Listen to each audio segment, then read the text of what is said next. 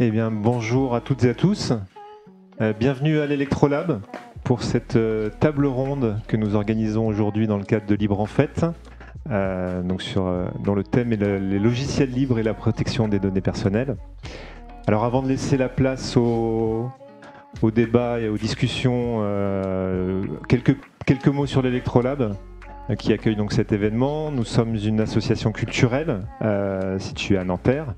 On est donc sur la ligne A du RER à moins de 10 minutes à pied de Nanterville, la station Nanterville. L'objet social de l'Electrolab, c'est le partage non marchand des connaissances scientifiques et techniques, avec en toile de fond aussi toute une logique de culture industrielle pour le lieu et le projet. Alors pour exercer cet objet social, nous disposons d'un local de 1500 m² ici à Nanterre, où on a tout un ensemble de zones et d'espaces, donc des zones telles que des zones de fonderie, d'électronique, de mécanique, impression 3D, couture, art graphique, etc. Et puis des espaces d'accueil comme celui dans lequel nous sommes aujourd'hui, où on peut organiser des conférences, des débats. On prend nos repas aussi également dans l'espace où on est là. Il y a un bar associatif juste à côté ici, où les membres peuvent venir prendre nos repas également. Puis des salles de formation et autres. L'Electrolab aussi, alors donc c'est une communauté de plusieurs centaines de membres, donc des gens qui viennent faire leurs projets ici. En mode amateur ou aussi parfois en mode professionnel, mais donc qui contribue aussi à ce lieu de vie qu'est l'Electrolab, donc qui participe aux animations qui peuvent avoir lieu dans le local ou à l'extérieur quand on intervient en Île-de-France, on va dire globalement. Ce sont les membres, par exemple, aussi qui entretiennent le matériel nombreux ici et très divers, ou encore qui aident à faire les travaux, puisqu'on est toujours en train d'aménager, on continue à aménager ce local depuis maintenant 12 ans d'existence. L'Electrolab, en fait, j'aime bien le présenter, c'est une sorte de grand croisement, en fait, donc de tous ces gens qui viennent d'univers très variés, avec qui travaillent ou qui sont passionnés par plein de domaines très très variés, et c'est aussi bien des experts dans ces domaines que des néophytes aussi, vu qu'il y a cette logique de partage des connaissances, et que tout le monde est le bienvenu ici, quel que soit d'où on arrive. Le point commun de tout ça, c'est qu'on est une communauté de passionnés qui a envie de partager et qui se donne les moyens de faire plein de projets, de partager, d'échanger échanger autour de tout ça. Alors l'Electrolab est aussi, on est labellisé Fabrique numérique de territoire. Donc ça, c'est un dispositif qui a été, une initiative de l'État à qui il n'avait pas échappé que les tiers-lieux comme les nôtres avaient besoin d'un coup de main. C'était pas toujours facile de trouver sa place et de trouver un rythme économique, on va dire, et d'avoir des projets qui soient pérennes. Au travers de ça également, il y a depuis maintenant 2 ans, on est en train de déployer toute une offre de médiation numérique, qui est une nouvelle activité chez nous. D'ailleurs, Baya, tu t'inscris pleinement dans cette logique-là, pour pouvoir accueillir toujours plus de monde, y compris des gens qui peuvent être éloignés en fait de ces outils numériques. Et avec le pari pour l'Electrolab, que ce sera aussi l'occasion pour ces gens-là de franchir la porte et de rentrer aussi dans les ateliers et de découvrir tout ce qu'on fait ici. Et puis nous sommes aussi un lieu ressource. Avec nos 12 ans d'expérience, on peut transmettre des choses. Alors on l'a toujours fait dans l'histoire de l'Electrolab. On a eu plein de gens qui sont venus nous voir lorsqu'ils initiaient des projets. Et ça donne vraiment des échanges assez intéressants. En tant que fabrique numérique de territoire, on l'est encore plus officiellement avec cette casquette de lieu ressource. Donc si parmi les gens qui nous regardent, il y a des gens qui sont sur des projets et qui ont plein de questionnements ou des choses comme ça, n'hésitez pas à venir nous voir. Et puis et typiquement dans le développement de l'association, On aime à dire aussi qu'on s'ancre dans les questions d'éducation populaire. Donc on en fait depuis toujours à l'Electrolab. Voilà, un des sujets sur l'année 2022, c'est de se questionner par rapport à ça, de voir comment on s'ancre encore plus dans ces logiques-là parce qu'on a envie de le faire. Et typiquement, concrètement, ça a donné par exemple, on est à l'initiative avec d'autres structures d'un nouveau réseau de tiers-lieux, donc le réseau qui s'appelle TILEP, et vous pouvez aller voir sur le site tilep.fr la charte de ce réseau-là, donc de tiers-lieux d'éducation populaire. Voilà, ça s'inscrit dans la continuité et dans le développement de nos activités.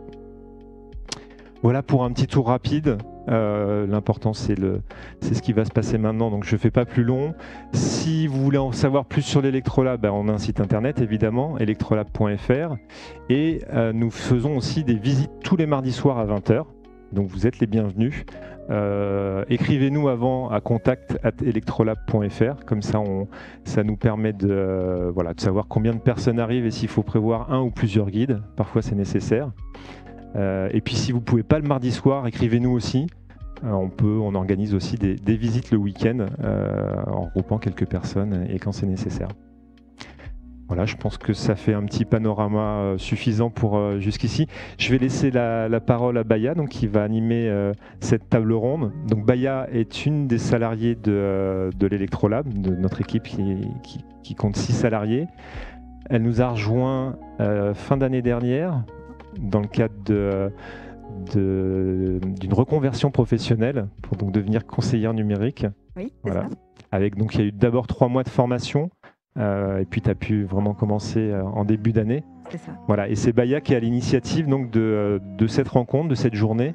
Et merci à toi d'avoir porté ce projet-là. Et puis voilà, je te laisse la parole. Je te remercie Vincent, c'est un plaisir. Donc je rappelle en 2 mots la thématique donc, de cette table ronde, c'est le logiciel libre et la protection des données personnelles. Donc nous avons 3 invités de haute volée parmi nous ce soir. Alors je vais commencer par présenter Grégoire Pouget. Bonsoir Grégoire. Bonsoir. Donc vous avez un long parcours dans la tech en tant que web designer, développeur, directeur technique. Vos spécialités, l'investigation en ligne, la sécurité informatique, la vérification de l'information. Vous avez notamment mis vos compétences au service de l'ONG Reporters sans frontières et on le verra aussi au service de projets libres. Aujourd'hui, vous êtes ici en tant que cofondateur et président de l'association Nothing to Hide, donc association que vous avez fondée en 2017 avec Jean-Marc Bourguignon. Le mot d'ordre, en quelques mots, utiliser la technologie pour protéger et diffuser l'information. Donc vous êtes le bienvenu. Merci. Deuxième invité, Jean-Baptiste Kampf. Bonjour. Bonsoir. Brillantes études en informatique. Ouais. Vous êtes le nom et le visage qu'on associe à VLC, même si c'est un projet collectif. Alors pour rappel, VLC, c'est le lecteur multimédia libre et gratuit le plus utilisé dans le monde. Avec certainement plus de 500 millions d'utilisateurs. Ça doit être à peu près ça, ouais. Ce qui est vraiment remarquable, en plus pour un logiciel français. On est très fiers. Et donc, vous êtes le président de Vidéolan, qui est à la fois un projet et une association, qui développe des produits et services liés au multimédia, dont VLC. Et vous avez également créé Vidéolabs. On en reparlera après. Voilà. Et notre troisième invité, Mathieu Boutor. Bonsoir. Bonsoir. Vous êtes le président de l'association HZV, ou Hackers Voice, l'une des plus anciennes communautés de hackers francophones. Oui. HZV organise depuis près de 20 ans le Hack, anciennement connu sous le nom La Nuit du Hack. Alors, le Hack, c'est quoi ? Ce sont des ateliers, des conférences qui réunissent la crème de la sécurité mondiale. La sécurité, mais du hacking et de la bidouille au sens très large du terme. Voilà. Très bien, merci de me compléter. Et ce sont aussi des challenges de hacking éthique. Comme nos 2 autres invités, vous avez également été impliqués dans des projets libres. On en a discuté lors de la préparation de cette table ronde. Notamment, vous avez été contributeur au projet FreeBSD. Exactement. Voilà, donc on en reparlera. Alors donc nous aujourd'hui ce qui nous rassemble c'est le logiciel libre avant tout puisque notre table ronde s'inscrit dans un événement national, Libre en Fait. Le logiciel libre va bientôt fêter ses 40 ans et moi j'étais assez curieuse de savoir où est-ce qu'il en est un petit peu et je voulais avoir vos avis aux uns et aux autres, vos avis d'experts. Et je me disais que ça serait peut-être intéressant de commencer par questionner quelques lieux communs qu'on associe au logiciel libre et pour essayer peut-être un petit peu de voir si c'est vrai ou pas. Alors notamment par exemple le premier lieu commun autour du logiciel libre, c'est de dire le logiciel libre c'est quelque chose réservé aux initiés, un snobisme d'initiés. Grégoire, est-ce que vous pouvez nous parler de votre projet, votre participation au sein de Bibliothèques sans frontières ? Oui, bien sûr. Alors, Bibliothèques sans frontières, c'est une ONG très très bien, dont je ne fais plus partie, mais avec qui j'ai fait un bout de chemin, qui travaille sur l'accès à l'information. Moi là-bas j'étais directeur technique, je travaillais sur les projets techniques et ce que fait Bibliothèques sans frontières c'est des outils, des espèces de micro-serveurs qui permettent d'amener des contenus numériques dans des endroits où il n'y a pas de connexion internet. Grosso modo c'est juste un petit Raspberry Pi ou un petit serveur sur lequel qui crée un réseau Wi-Fi, les gens se connectent, ils arrivent sur une espèce de portail, ils ont des ressources dans leur langue parce que Bibliothèques sans frontières travaille dans des pays, en Jordanie, en France évidemment, en ce moment là en Pologne à la frontière avec l'Ukraine, donc évidemment ils sélectionnent des contenus qui sont pertinents en fonction des populations et des objectifs des projets. Alors là-dedans le logiciel libre a deux grands rôles. Le premier, c'est que la technologie que BSF a créée, c'est grosso modo, c'est une super pirate box pour ceux qui sont ceux et celles qui sont familiers du projet. Mais le principe, c'est que quand on connecte ce petit serveur internet, on peut rajouter des ressources, en supprimer. Il y a beaucoup de, on s'appuie beaucoup sur BSF s'appuie beaucoup sur tout ce qui est aussi IPFS pour essayer de réduire le téléchargement de ressources en fonction de la bande passante dans des endroits où il n'y a pas de bande passante, parce que BSF opère aussi notamment au Burundi, en RDC, dans des endroits où il y a vraiment des problèmes de connexion internet. Donc le logiciel libre là-dessus, c'est extrêmement intéressant pour aller chercher des briques qui permettent justement de faire la mise à jour de ces contenus. Et là, pour le coup, on ne parle pas de logiciel libre, mais on parle de ressources libres. Toutes les ressources qui sont sur ces petits serveurs, et donc il y a des BSF a il y a des dizaines de milliers de contenus parce qu'ils ont différents projets dans des contextes très très différents. Toutes ces ressources sont publiées sous licence libre. Elles sont accessibles aussi sur les sites de Bibliothèques sans frontières. Donc si vous voulez des ressources sur tout ce qui est, apprentissage de l'anglais pour des gens qui sont arabophones, ça vous pouvez aller les chercher sur les sites de Bibliothèques sans frontières. Et par ailleurs, ces ressources sont disponibles dans les projets, dans les bibliothèques numériques apportées par Bibliothèques sans frontières, dans ces contextes-là, dans des contextes où il n'y a pas de connexion Internet. Et le projet s'appelle le Coombook à l'époque, et aujourd'hui, si vous allez sur GitHub, ça s'appelle IdeasCube, et tout le code de IdeasCube est disponible, et si vous avez un petit Raspberry Pi chez vous, vous pouvez vous faire un petit serveur, une petite bibliothèque numérique, et aller chercher toutes les ressources de Bibliothèques sans frontières, les 35 000 contenus, et les télécharger et bénéficier des mises à jour. Voilà ce qu'on peut faire avec du libre. Très bien, donc ça démontre déjà un premier lieu commun. Les logiciels libres ne sont pas ergonomiques. Alors, Jean-Baptiste, quelle importance est-ce que vous accordez, vous, justement Ça, c'est une question qu'on a souvent avec VLC. Oui. En fait, il y a surtout un vrai problème, c'est que les gens ne font pas la différence entre l'UX et l'UI.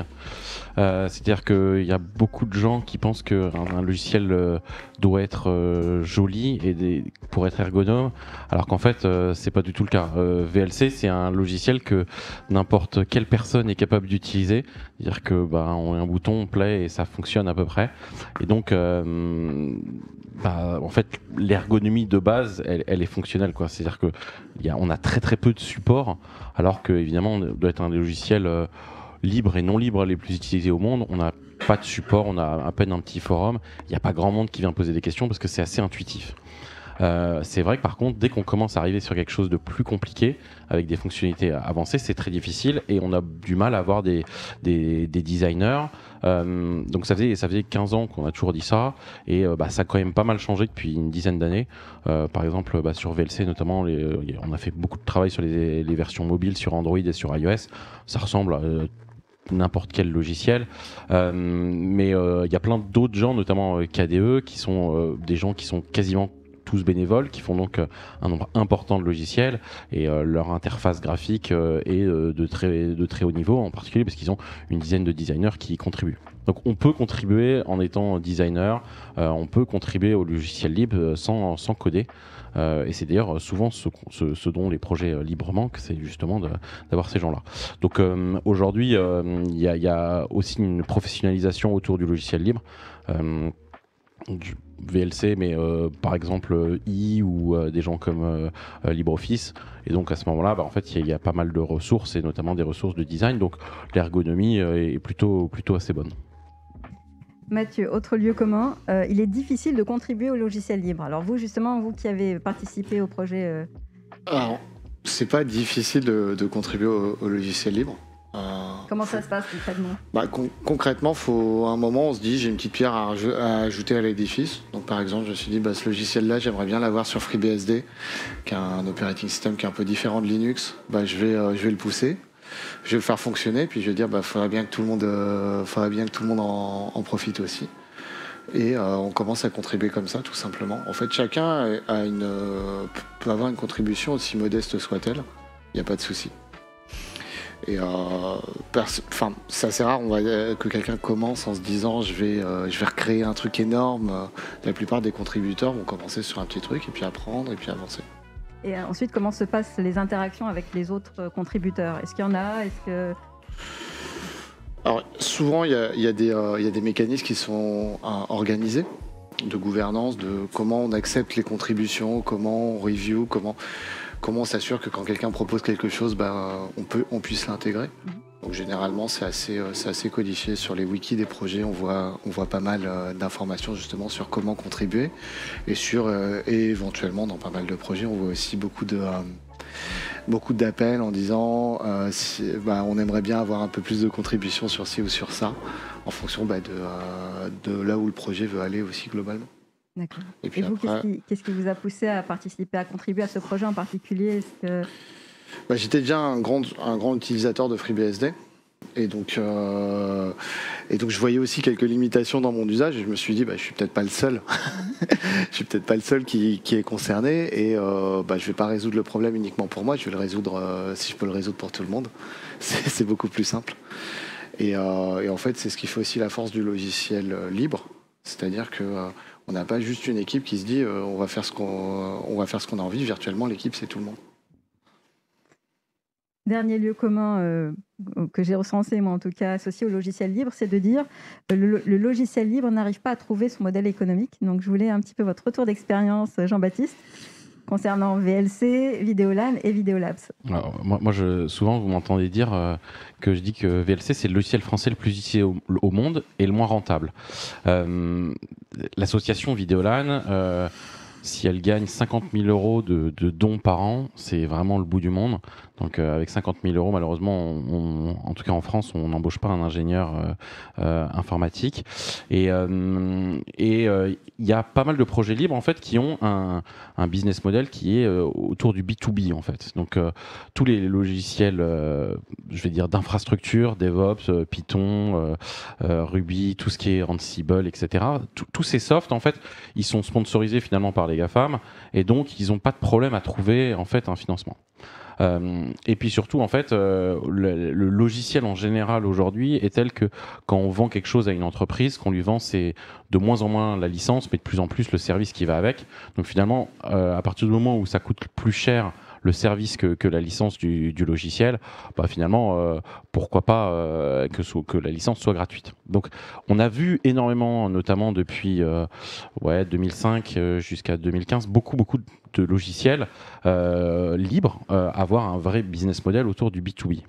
Mais dans les cas un peu chelous comme VLC, c'est vraiment très difficile de trouver un business model, parce que en vrai, même si on a beaucoup d'utilisateurs, c'est absolument impossible de les faire mettre la main au portefeuille, parce que grosso modo, c'est un logiciel qui est assez simple à répliquer, je vais dire. C'est-à-dire que si ton VLC il est payant, bah, tu vas trouver un autre lecteur. Ce sera peut-être un peu moins bien, mais de toute façon, l'important, c'est que ça joue une vidéo. Donc voilà, donc ça a été assez compliqué, surtout que le projet Videolan a fait beaucoup d'autres choses que VLC. Par exemple, on avait développé un YouTube en 2003. On aurait pu le lancer, ça n'a pas été fait. Ce que j'ai réussi à faire donc moi j'ai créé l'association. Donc c'est un projet qui date de début des années 2000, enfin fin des années 90, qui est devenu open source en 2001 et qui était un projet étudiant. Et en 2008 j'ai créé l'association pour le faire sortir de l'école centrale parce que l'école n'arrivait pas du tout, les étudiants n'arrivaient plus du tout à le gérer parce que le projet devenait plus gros. Et en fait ce qui est arrivé c'est que on a eu besoin de gens qui travailler à temps plein, et notamment à partir du moment où on a eu les smartphones, les smart télé, qui est important pour la vidéo. Et en fait, développer pour Android et pour iOS, ça coûte beaucoup plus cher que développer pour une appli de desktop, parce que desktop, tout le monde a un ordinateur. Avoir une vingtaine de téléphones et déployer, c'est très long et c'est assez pénible. Donc, il a fallu professionnaliser. Et donc, j'ai réussi à trouver en fait un business model en créant un bras commercial en fait qui s'appelle Videolabs, mais en ayant une séparation complète. C'est-à-dire que l'éditeur du logiciel de VLC, c'est une association, loi 1901, qui n'a pas d'employés et qui n'a pas beaucoup d'argent. 50 000 €, ils partent en achat de serveurs, grosso modo, et achat de cartes graphiques. C'est à peu près, et de téléphone, pour ceux qui en ont besoin. Et donc, j'ai monté des services professionnels autour de Videolabs, avec des gens qui avaient une volonté, notamment des grands groupes, mais aussi des startups qui avaient des besoins très très spécifiques. Et donc, en utilisant le moteur en fait de VLC, et donc on a fait du service autour de ce moteur. Et donc on est dans un cas un peu bizarre où vraiment Videolan c'est un éditeur de logiciels. La plupart des gens qui travaillent même sur l'entreprise font du travail d'édition de logiciels, mais en fait on fait payer d'autres gens assez cher pour financer le logiciel. Donc c'est une sorte de B2B2C un peu bizarre, mais qui marche pas trop mal. D'accord. Au début de l'année, à la suite de la faille de sécurité Log4Shell, la question justement du financement du logiciel libre par rapport à sa fiabilité est revenue sur le devant de la scène. Et beaucoup ont écrit que les géants du numérique, les GAFAM, les NATO, etc., devaient participer à ce financement. Qu'est-ce que vous en pensez, Grégoire ? Bien sûr, il faut les saigner. Non, mais oui, l'histoire de, il y a un mème ultra connu sur Internet où il y a des architectures ultra complexes, machin, et tout ça est tenu par un tout petit gars une toute petite brique. Et en fait, c'est la personne qui maintient, je sais pas, une librairie dont on a besoin, que tout le monde utilise et qu'une personne maintient bénévolement. Alors bon, déjà aujourd'hui les Google, Google en tout cas, Apple je sais pas trop, mais Google participe, contribue au logiciel libre parce que c'est dans leur intérêt. Par contre, oui, il y a certains projets qui ne reçoivent quasiment pas, qui sont essentiels à l'infrastructure d'énormément de, que ce soit Internet ou d'autres, et qui ne reçoivent quasiment pas de fonds de Google. Alors, sur cette faille-là, je sais plus, je crois que c'était une personne qui développait ce truc-là, je sais pas, je sais pas si d'autres sont plus au courant de ça que moi. Je crois que c'est une personne qui développait une librairie qui a été complètement qui était utilisée partout, et il y a une grosse faille. Et en effet, la personne a dit écoutez, je peux pas résoudre le truc. Moi, je suis tout seul. Et d'ailleurs, alors il y a une petite anecdote. J'ai oublié le nom du développeur, mais qui racontait qu'il avait reçu des lettres genre recommandées d'entreprises qui lui demandaient de réparer la faille au plus vite parce que ça entamait le business des entreprises. Et oui, le problème, c'est que oui, c'est un scandale. Ouais. Je ne sais pas quoi dire d'autre. Oui, il faut que les gens contribuent plus au logiciel libre. Quel serait le risque justement de confier le cofinancement logiciel libre à des grands groupes comme ça? Donc VLC, ça va à peu près. On en a parlé, mais je gère de fait un autre logiciel qui s'appelle FFmpeg, où de fait maintenant je sais pas, on appellerait ces product manager ou project manager dans le monde corporate habituel. Et c'est ce qui fait tourner toute la vidéo en ligne. Mais quand je dis tout, c'est tout. C'est-à-dire, tout YouTube, tout Facebook, tout Netflix, tout Hulu, enfin tout ce que vous voyez en ligne, en vidéo. C'est un logiciel qui est très compliqué, qui a été écrit une grosse partie dans les années 2000. S'il y a moins de 10 000 failles de sécurité qui restent, je veux bien être pendu. C'est que du parsing en C et en assembleur de plusieurs milliers de formats. Et régulièrement, je suis pour mon travail dans la Silicon Valley et je vois les gens chez YouTube, chez Facebook, chez Netflix, qui sont le cœur vidéo de ces gens-là. Et ils sont pas capables de lâcher. Je vais même pas parler en dollars. Je vais parler en dixièmes de salaire d'ingénieurs de la Silicon Valley. Et en fait, c'est des choses qui leur font gagner des centaines de millions d'euros, de dollars par an. Et ils sont pas capables de lâcher des sommes qui sont dérisoires sur FFmpeg. Alors que FFmpeg, c'est ce qui fait tourner quasiment tout leur business. Et c'est vraiment très fatigant. C'est quelque chose qui arrive. Et en fait, et surtout, il y a dernièrement, c'est un peu de la politique, mais Google est en train de se désengager, en particulier la Linux Foundation, depuis quelques années, et considère que eux, ils contribuent d'un côté, donc ils ne sont pas à contribuer de l'autre. Sauf qu'en fait, ils contribuent sur les logiciels qui les arrangent bien parce que ça leur fait du business. Par exemple, Cube, parce que ça leur fait du business sur GCP. Mais le reste, ils disent, c'est aux autres de le faire. Et en fait, t'es le chat, quoi. Donc c'est vraiment difficile. Il faut être très présent, il faut être régulier et leur rappeler que en fait, Log4j, cette faille de sécurité, elle peut arriver sur plein d'autres endroits. Mais je trouve que c'est de plus en plus difficile d'aller demander de l'argent à ces grosses boîtes.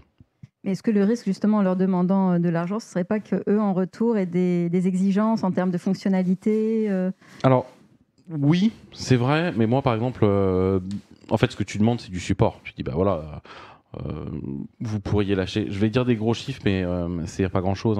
Google, ils pourraient mettre $100 000 dans FFmpeg ou $1 million dans FFmpeg par an, ça leur ferait pas mal, quoi. Donc, il faut juste faire attention que ce soit bien du support, du soutien avec quelques petites exigences et c'est pas de changer de changer la direction du projet. Et donc c'est vrai que ça ne marche évidemment donc que sur des projets qui sont assez établis et avec plus qu'un développeur, comme le cas de Log4j. Si tu es tout seul, tu te fais steamroll, quoi. Mathieu ? Il y a quand même d'autres aspects sur Google et la contribution à l'open source. Si on prend par exemple la partie navigateur avec Chrome qui est une base totalement open source et qui va plus dans le sens de Google que dans le sens du bien de l'internet pour nous pauvres utilisateurs. Chrome, c'est pas open source. Oui, c'est Chromium qui est la partie open source. C'est comme Android, c'est pas open source, tu peux pas contribuer. C'est une blague, quoi. C'est du code dump. C'est du code dump, tu peux pas contribuer. Google, quand ils font des projets open source, par exemple Angular ou par exemple Cube, mais ni Chrome ni Android ne sont vraiment open source dans les faits, quoi. Oui, donc en fait le risque c'est ça, c'est que si tu as un projet qui est très compliqué comme un Chromium, qui est réellement développé uniquement que par une seule entité. Si FFmpeg devient ça demain, ça veut dire que tu auras les codecs qui intéressent Google et que tu n'auras plus d'autres codecs. C'est pour ça qu'il faut qu'il y ait une diversité dans l'open source au final. Et si tu as 10 boîtes, 20 boîtes qui contribuent, ça sera mieux que d'en avoir une seule. Et aujourd'hui, sur des développeurs, c'est le modèle de l'open source de dire tout le monde développe, ok. Mais en fait, sur les grandes boîtes qu'on aurait des ressources, il faudrait qu'il y ait suffisamment de diversité pour que ça soit viable. Ouais, c'est sûr, mais tu vois, un truc comme FFmpeg, toutes les boîtes qui font de la vidéo aujourd'hui utilisent ça, donc tu peux trouver plusieurs. Mais c'est vrai que c'est important de ne pas avoir juste un contrat avec une boîte et d'en avoir plein qui peuvent t'aider. Mais en fait, surtout après, ils peuvent pas se plaindre. C'est ça le plus dingue, c'est exactement la plainte de ah mais ça marche pas. Mais mec, contribue quoi. Alors, au début de l'année, des chercheurs de Harvard ont publié un rapport qui recense les logiciels libres et open source utilisés par les entreprises à travers le monde. Et ils notent, alors entre autres, je les cite, « Les logiciels libres et open source sont devenus un élément essentiel de l'économie moderne. Parmi les dizaines de millions de projets FOSS, beaucoup sont intégrés dans des solutions et des produits que nous utilisons tous les jours. Cependant, il est difficile de comprendre pleinement la santé, la valeur économique et la sécurité de ces logiciels, car ils sont produits de manière décentralisée et distribuée. Alors, première question déjà, comment ça se fait que justement l'open source et le libre occupent une position si cruciale, si critique dans les entreprises et dans l'industrie? Je ne sais pas qui veut se lancer, moi je suis pas trop... Je peux... Imaginons que je suis une start-up et que je veux lancer un nouveau service. Si on me dit tu recodes tout, ou si on me dit tu fais 95% de code qui existe déjà et tu fais juste les 5% qui sont spécifiques. En général, je prends la deuxième solution. Et donc c'est pour ça que beaucoup de produits, beaucoup de solutions qu'on voit aujourd'hui sont basés sur de l'open source, sont basés sur des composants qui existent. Et aujourd'hui, ce qu'on consomme sur Internet, on consomme énormément plus de services que réellement de logiciels, parce que le logiciel, en fait, il était facile à trouver en dehors de la plateforme. Et ce que veut vendre la plateforme, c'est d'avoir customisé, d'avoir déployé d'une certaine façon, d'avoir rajouté une petite surcouche. Mais personne s'amuse à se dire je vais recoder un truc qui existe déjà. Il y a une conférence une fois où des gens de Facebook, qui étaient donc les SRE, donc qui sont les gens qui déploient, disaient que plus de 98% du code qui tourne sur les serveurs de Facebook est open source. En fait, ouais, parce que déjà, quand tu prends le noyau Linux, quand tu prends tous les outils pour déployer tout ce qui est Python, tout ce qui est Node, etc., en fait, ça te fait des monstres. Mais en fait, sauf que la valeur business, elle est sur les derniers pourcents. Et donc, même si aujourd'hui, tu as beaucoup de choses en open source, ça veut dire que en fait, la dernière partie est très, très compliquée. Donc, aujourd'hui, les stacks d'applications sont vraiment... par exemple, aujourd'hui, tu fais un site web, un truc tout bête, ce que tu faisais avant, ce qu'on faisait il y a 25 ans à la main, tu fais un petit truc, tu as un framework en Node, tu fais npm install, ça télécharge à peu près 600 mégaoctets de code source, quoi. C'est juste délirant. Et donc on est dans un... En fait, tu construis au-dessus, tu as des abstractions, tu as des abstractions, tu as des abstractions, tu as des abstractions. Et donc en fait, tout le bas, en fait, c'est pas là où il y a le plus de valeur ajoutée. Donc, en fait, la plupart des grosses entreprises ont compris que c'était intéressant de l'utiliser. Mais c'est vrai que maintenant, même elles sont perdues, elles ne savent pas ce qu'elles utilisent. Mais, par exemple, l'histoire de Log4j m'a fait rigoler. On a reçu un nombre important d'emails de gens qui nous demandaient est-ce que vous êtes affecté par Log4j, quoi. Et ma réponse, c'est moi, je fais du C et de l'assembleur, je fais pas du Java, donc j'ai pas de problème. Mais ils ont aucune idée, c'est-à-dire qu'en fait, c'était des boîtes indiennes qui t'envoyaient des mails on en a reçu plusieurs milliers, où les boîtes en fait ne savent même pas quel logiciel elles utilisent, et surtout les logiciels qu'elles utilisent, quels sont les technos et qu'est-ce qu'ils font, parce que ça prendrait beaucoup trop de temps. Et justement, Mathieu, dans le secteur de la sécurité informatique, est-ce qu'il y a aussi cette problématique qui se pose, c'est-à-dire l'open source et le libre qui est au cœur de vos outils Alors oui, forcément, mais il y a des failles aussi dans les logiciels non libres. Cette année, il y a eu Log4j, on a eu Zero Logon l'année d'avant. C'était exactement le même typologie d'impact avec des failles qui sont très importantes. Par contre, il peut y avoir une difficulté à un moment où on se dit on prend un gros logiciel pas libre, c'est pareil, on ne sait pas ce qu'il y a dedans, on ne va pas chercher à savoir ce qu'il y a dedans. Aujourd'hui, on sait le faire en sécurité. Même des logiciels en boîte noire, on sait faire des audits, mais la plupart des gens ne le feront pas. Et sur de l'open source, on se dit mais on a des millions de lignes de code. Aujourd'hui, on a des frameworks, on a Node.js, c'est un très bon exemple. Node.js, personne n'est capable de dire je sais réellement ce que j'ai déployé. Je sais que j'ai pris du logiciel un peu partout. Mais la personne qui est capable de prévoir quel logiciel va être téléchargé quand il fait sa commande Node et quelle partie de toutes ces millions de lignes de code est réellement utilisée par son programme, je ne la connais pas encore. c'est des sujets très compliqués. Et donc, en sécurité, virtuellement, on peut facilement voir des failles parce qu'elles sont sous nos yeux. Mais il faut qu'on regarde à énormément d'endroits différents. Et donc, en sécurité, on va avoir tendance quand même aussi à se dire, peut-être essayer de limiter la dépendance à des ressources tiers open source, limiter la complexité en tout cas de ce qu'on va mettre, mais comme on le limiterait aussi en dehors de l'open source. Par exemple, NPM, c'est pas forcément le système le plus simple à gérer. On a plein d'autres systèmes pour faire des serveurs web, pour faire des sites web, qui sont un peu plus simples à auditer et qui restent open source. Très bien. Donc dans ce rapport-là que j'évoquais, les chercheurs semblent questionner et même critiquer la façon décentralisée et distribuée dont les logiciels libres et open source sont produits. Selon vous, est-ce que cette critique est fondée ? Est-ce qu'il faut reprocher justement Non, mais en fait, pour qu'un projet libre fonctionne bien, il faut qu'il y ait une gouvernance qui soit fonctionnelle. S'il y a une gouvernance qui est décentralisée et qui est opérationnelle, ça marche très bien. Bon, en fait, de fait, c'est assez rare. Enfin, après, je suis pas expert de projets libres. Je pense que ton avis sera plus intéressant sur le sujet. Mais les projets libres qui ont cartonné, voilà, on va prendre Ubuntu, qui est l'une des distributions les plus connu en desktop Linux et en serveur aussi, ça marche très bien. Et bah, Ubuntu, c'est libre, mais il y a quand même une boîte derrière, donc il y a une gouvernance qui n'est pas si décentralisée que ça. Ouais, franchement, des projets, des logiciels libres décentralisés, avec une gouvernance très décentralisée, c'est assez rare quand même. Mais quand bien même, ça serait décentralisé, du moment que la gouvernance est opérationnelle et que ça fonctionne bien. C'est pas un critère, centralisé, décentralisé. Pour moi, c'est vraiment gouvernance. Et pourquoi alors justement ce rapport remet ça en question un petit peu ? Parce que c'est... Donc les gens qui ont fait cette étude, c'est des gens du monde qui sont habitués à faire des rapports pour les mondes corporate et qui vont finir dans le Gartner et qui sont pas du tout faits pour un monde qui change, quoi. Et ça leur plaît pas du tout parce que justement ils arrivent pas du tout à comprendre un monde qui est pas le leur, quoi. Ils arrivent même pas à comprendre pourquoi est-ce que tu bosserais sur un logiciel libre le soir et le week-end.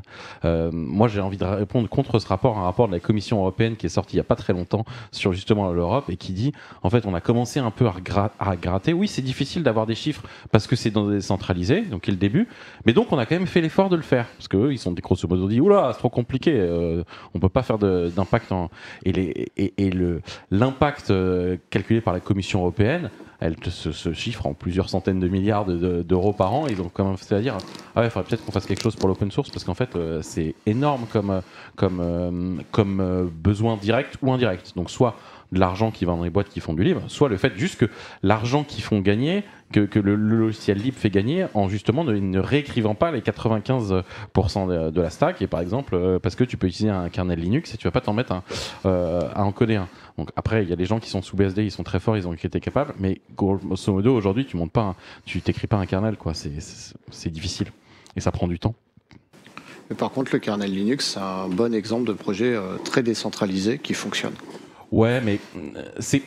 En fait, moi, c'est pas le bon... Enfin, moi, j'aime pas comme exemple. Le bon exemple, pour moi, c'est Debian. Debian, ils arrivent, ils ont une élection, il y a des élections, il y a un leader qui est élu. Linux, bah, t'as un BFL qui est là et qui est le dictateur à vie, quoi. Et c'est sûr que ça marche très bien et qu'il a été capable de faire un truc qui est incroyable, mais c'est pas le truc le plus décentralisé qui soit. Effectivement, il y a un petit élément centralisateur. Donc, pour ce qui est du libre, en fait, le logiciel libre, c'est un produit, mais c'est aussi une communauté, des personnes qui se regroupent autour de valeurs. On présente parfois les développeurs de logiciels libres comme des idéalistes naïfs qui contribuent gratuitement et bénévolement à de gros projets, souvent initiés et ou récupérés par les grands groupes de la tech. Donc, qu'est-ce que vous pensez de cette représentation ? Alors, je suis pas du tout d'accord avec ça. Idéaliste peut-être, naïf certainement pas, je pense. Et le fait que des grands groupes récupèrent des projets, c'est parce que eux sont peut-être pas idéalistes. Je pense qu'ils sont plutôt cyniques. Mais c'est pas parce que on travaille sur un logiciel. Parce que le logiciel libre, alors qu'est-ce que ça veut dire ? Ça veut dire que le code est accessible à tous, qu'on a la liberté de le modifier, de le redistribuer. Et de l'améliorer. Exactement. C'est pas être naïf, idéaliste, c'est une autre façon de fonctionner. Et ça marche très bien pour certains projets. Je reprends l'exemple pour moi, ce qui est le plus difficile dans le logiciel libre, c'est de créer une communauté autour pour animer un projet. Parce qu'un projet, en fait, c'est pas du code, c'est des gens derrière. Je prends l'exemple du projet de Bibliothèques sans frontières IdeasCube.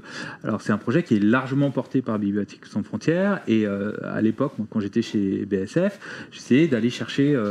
J'étais dans tous les hackathons de France pour essayer d'aller chercher des développeurs, voilà. Et ça, créer une communauté, c'est vraiment un gros boulot. Et pour moi, c'est pas être idéaliste ou naïf, c'est se dire qu'on est plus fort à plusieurs et que en fait les finalités sont différentes. Les finalités des boîtes qui font du logiciel propriétaire ou qui utilisent du logiciel libre pour faire du business, leur finalité c'est de faire de l'argent. La finalité de beaucoup de projets libres et de développeurs qui travaillent le soir et le week-end, c'est de créer un bien commun. Et c'est pas du tout être idéaliste ou naïf, c'est juste de se dire voilà, c'est deux visions du monde différentes à mon sens. Moi, j'aurais surtout une autre remarque qui est j'ai pas de développeur classique du logiciel libre. Il y a toute taille, toute forme. Il y a les gens qui font plus de libre et d'autres plus de l'open source. C'est vrai qu'il y a à l'origine un certain type de logiciels libres qui ont été là très tôt dans les fins des années 90, qui étaient un petit peu plus comme ça. Aujourd'hui, il y a vraiment de tout et de n'importe quoi. Dans certains pays, j'aurais tendance à dire que c'est plutôt l'inverse. Ce sont des gens qui sont à l'ultra-libéralisme total et l'opportunisme total. Donc ça arrive partout. Et il y a plein de gens différents qui font. Donc moi, je crois qu'aujourd'hui, il n'y a plus vraiment une personne type qui fait du logiciel libre. Et justement, dans votre cas, Jean-Baptiste, quelles sont les interactions entre vos développeurs salariés et le reste de la communauté? Est-ce qu'il y a de développeurs toujours? Alors, moi je rentre plutôt dans l'idéalisme, donc ça aide pas beaucoup. Vous n'avez pas complémentaire. Disons que donc la société Videolabs, en fait, elle fonctionne quasiment plus comme une scope. Elle fait pas de bénéfices. La raison pour laquelle j'ai créé une société et pas juste une asso, c'est qu'en France, j'ai commencé à regarder comment je faisais pour avoir des subventions. Et en France, en fait, les subventions, elles viennent que pour des entreprises. Donc, si tu veux être JEI, tu vas récupérer du CIR. Si tu veux avoir des trucs genre le CIN ou les trucs de la BPI, en fait, tu ne rentres pas dans les cases si t'es pas une entreprise. Donc, moi, à l'origine, l'entreprise, je voulais que ce soit une filiale à 100% de l'association. Bon, pour une raison légale, on n'a pas pu faire ça. Mais ce qui s'est passé, c'est qu'en fait, dans l'entreprise, j'ai embauché la plupart des gens de l'association. Hein, voilà. Et donc, et puis après, j'ai mixé en faisant venir des gens de l'extérieur, à peu près un pour un. Mais ce qui est important, c'est que l'édition, donc c'est-à-dire la gouvernance du logiciel, est toujours sur l'association. Et notamment, il y a plusieurs comités de décision qui sont élus, où on se débrouille pour justement qu'il n'y ait pas trop de gens dans l'entreprise dedans. Mais je ne suis pas un bon exemple parce que nous, la boîte, elle est vraiment très liberté orientée, donc voilà. Donc j'ai pas trop ce problème-là, j'ai pas trop le problème, mais c'est vrai que j'ai vu plusieurs projets open source où en fait ils partent. Bon, après il y avait aussi souvent des questions d'argent, notamment on l'a vu beaucoup sur des projets décentralisés, Web3 et crypto, etc. Il y a quelques années, des ICO, et dès qu'il y a eu de l'argent qui arrivait en jeu, en fait les gens ils ont fait, alors qu'ils avaient un joli white paper, tout le monde est ensemble, et c'est vrai que c'est un risque. Nous, on a réussi à déflecter ce risque justement en ayant beaucoup moins d'argent et en ayant une gouvernance qui soit plutôt logique. Et parce que moi, je suis le seul de fait. C'est une SAS dont je suis le seul actionnaire et le but c'est pas de faire de l'argent, c'est même l'inverse.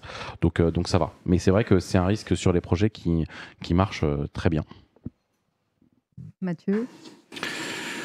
Naïf, je pense qu'on n'est pas naïf dans l'open source. Après, idéaliste, oui, c'est peut-être qu'il y a des convictions derrière et qu'on se dit, et c'est peut-être aussi ce qui explique qu'on y passe le soir, le week-end ou autre, pour ceux dont c'est pas le métier.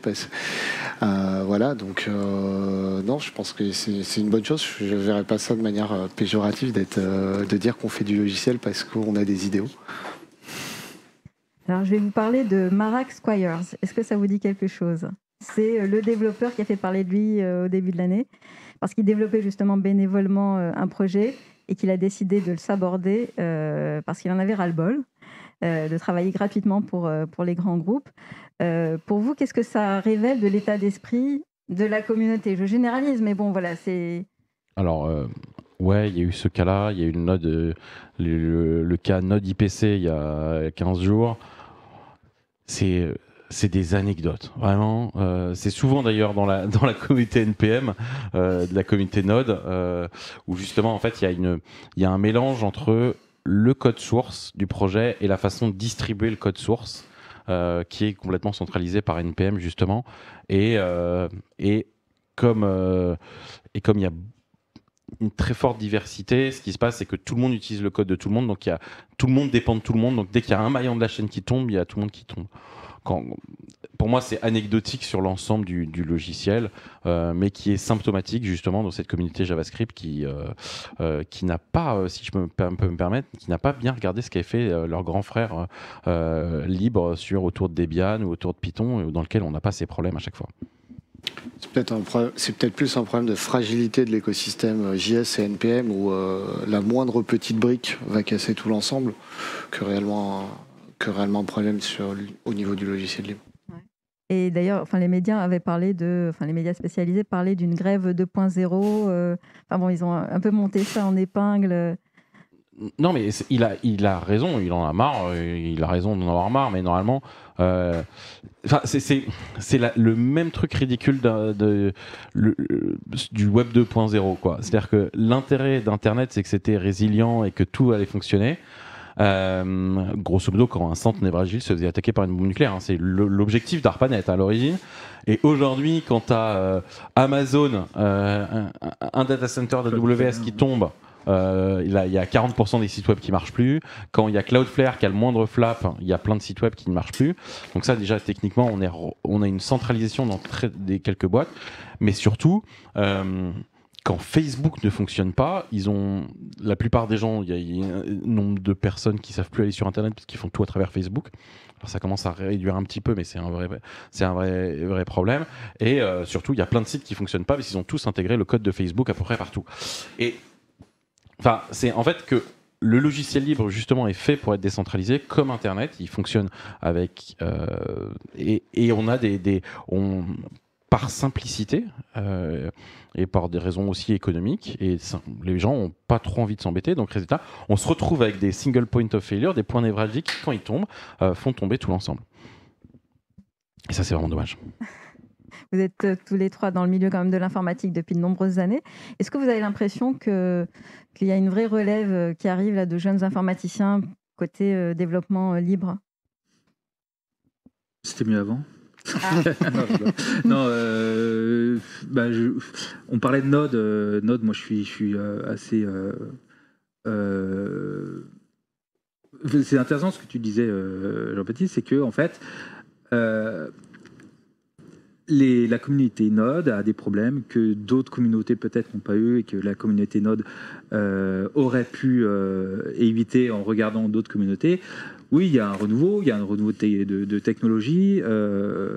Après, comment ça s'appelle, Eternal September moi, ça me fait penser à ça, Eternal September. Je ne sais pas si vous... je décris en 2 secondes. C'était au début d'Internet. Internet, c'était dans les universités américaines aux États-Unis.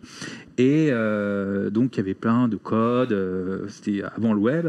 Et donc, chaque année, en septembre, quand les nouveaux arrivants des universités arrivaient, ils débarquaient sur les forums IRC, etc., et avec leurs gros sabots. Et donc, il fallait à chaque fois réexpliquer un peu les codes de conduite, etc. Eternal September. Bon, pour moi, c'est à peu près la même chose sur la relève. Évidemment qu'il y a des nouveaux développeurs, des nouvelles technologies, des gens qui amènent des nouvelles choses. Node, franchement, il y a des choses vraiment incroyables. Enfin, il y a des choses, tout ce qui est thread et compagnie, c'est super. Mais sur la gestion de la communauté, ils sont confrontés aux mêmes problèmes que auxquels d'autres communautés ont été confrontées. Alors moi je vois pas du tout ça. Moi je vois un vrai vieillissement des communautés open source et des communautés libres.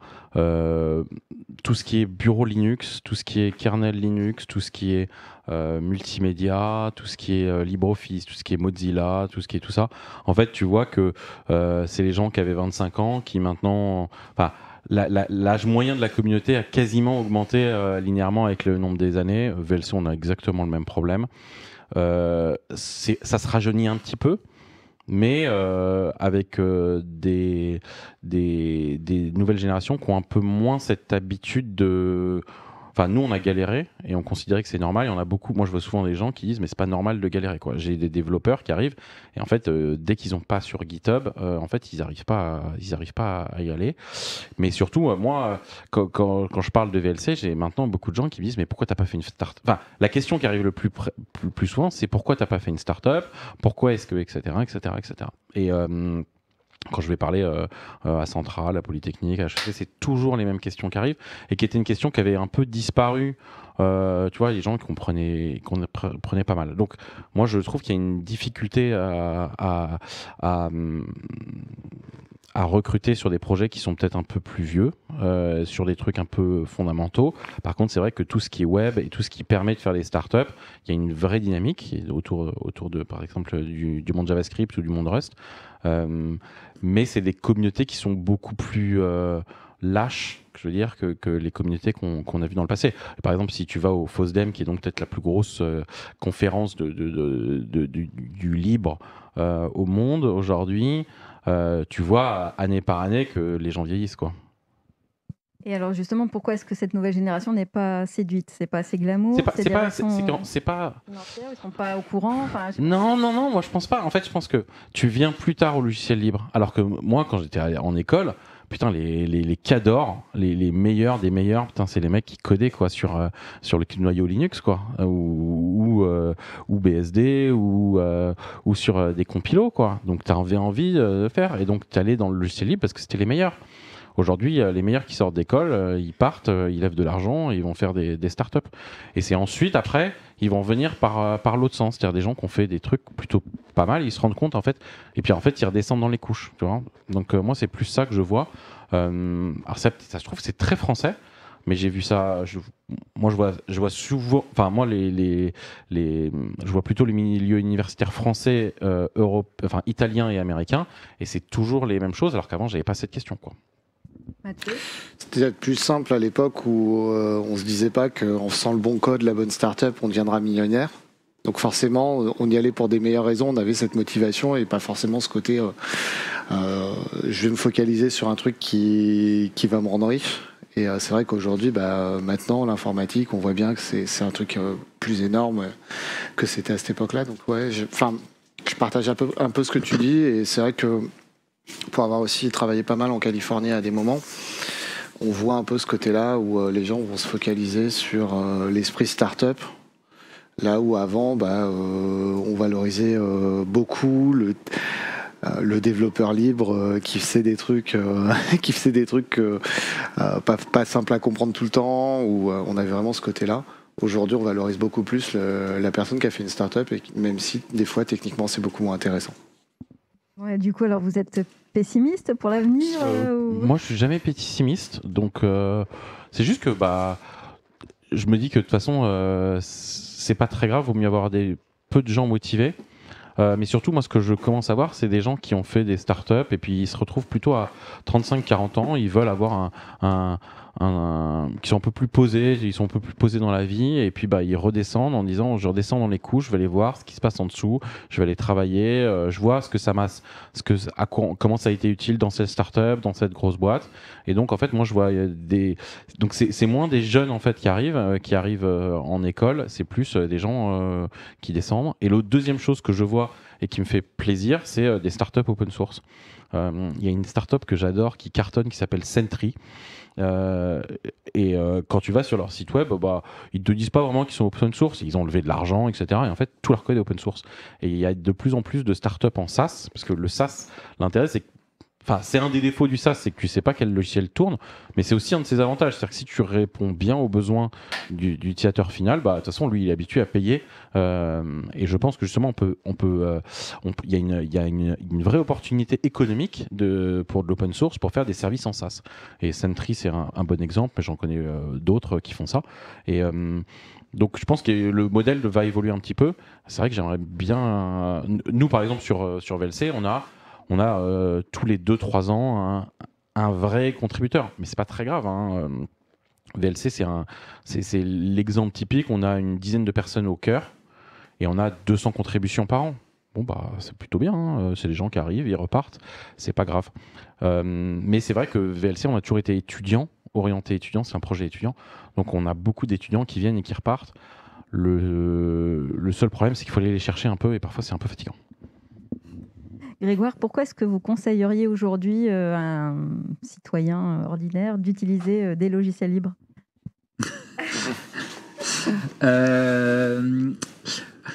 Alors, pour plein de bonnes raisons. Hein, déjà parce que je suis idéaliste. Non, parce que en fait, alors nous, chez Nothing to Hide, on fait beaucoup de formations pour des journalistes, des militants, des activistes, pour leur apprendre les bonnes pratiques, pour protéger leurs données, leur communication. Et en fait, nous, ce qu'on propose. Dans le mandat de notre association, il y a la promotion du logiciel libre. Mais en fait, quand et là je vais peut-être me faire pas des amis, mais quand les gens qui utilisent un outil, qui le maîtrisent bien, et vu que nous, notre objectif c'est de faire en sorte qu'ils n'aient pas de soucis de fuite d'informations, si l'outil n'est pas libre, on leur dit pas oh là là, tu vas dégager ton Windows, tu vas mettre un Linux, c'est pas du tout ça qu'on conseille. Pour nous, le meilleur outil, c'est l'outil que les utilisateurs maîtrisent le mieux. Alors, on nuance un tout petit peu parce que par ailleurs, pour l'intérêt du logiciel libre, c'est que normalement, on est quand même on est censé, libre, c'est libre pas comme dans gratuit, mais libre comme dans liberté, droit humain, etc.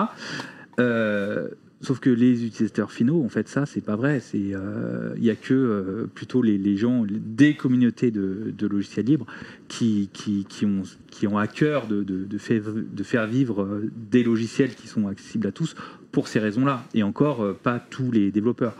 Les utilisateurs, 98% des utilisateurs de Firefox, par exemple, je pense qu'ils l'utilisent parce que voilà, c'est sympa et c'est cool. Enfin, peut-être moins maintenant, mais je conseillerais d'utiliser pour répondre à ta question, je conseillerais d'utiliser des logiciels libres parce que c'est émancipateur, mais de faire passer ce discours et d'expliquer, il faut 1 à 2 heures avec quelqu'un qui a du temps à consacrer à ça et du temps de cerveau disponible à donner à ça. Donc en fait, le libre, c'est important, mais ce qui est encore mieux, moi je suis plus dans la littératie numérique, c'est de maîtriser les outils qu'on utilise et de comprendre les implications qu'on a avant un compte Facebook. Par exemple, nous, il y a plein de gens avec qui on bosse, on ne peut pas ne pas communiquer avec eux sur WhatsApp. WhatsApp, ça appartient à Facebook. On est ultra pragmatique, on dit, bon ben voilà, on communique avec WhatsApp. Par contre, sache qu'il y a des soucis qui sont ceci, cela, voilà, c'est toute la machine marketing de Facebook, et si tu utilises WhatsApp, sache que tu es là-dedans. Donc nous, on est plutôt dans donner le choix et donner les informations qui permettent aux gens de choisir. On n'est pas dogmatique du tout. Mathieu, on parlait justement donc de protection des données. Quelle est la distinction entre protection des données et sécurisation des données ? Alors, protection, sécurisation, c'est vrai que c'est... c'est des mots proches et... ouais. On est sur des mots, on est sur une sémantique assez proche, mais l'idée de la donnée, déjà, je vais pouvoir protéger ma donnée, j'y donne pas accès, par exemple, je vais pas rajouter de la data sur Facebook, l'exemple qu'on avait juste avant, j'ai protégé ma donnée.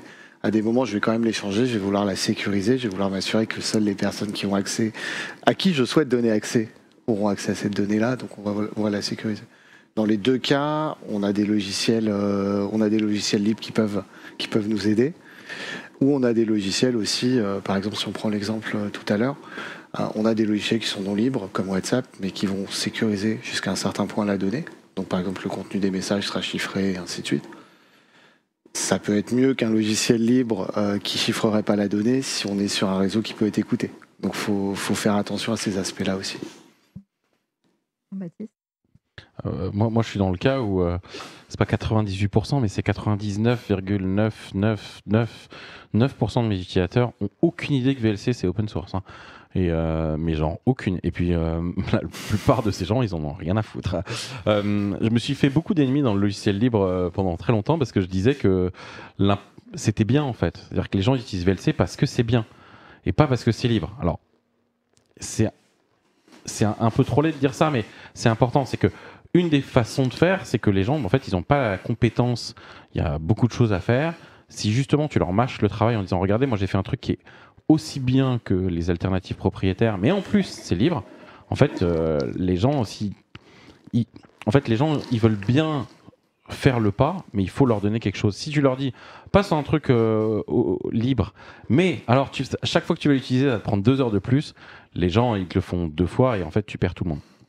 Donc voilà, la vraie raison, pour revenir sur la protection des données, c'est que par exemple là, moi j'ai adoré quand Signal WhatsApp a changé ses conditions de vente parce qu'ils ont fait des pop-up absolument horribles et les gens ont eu peur.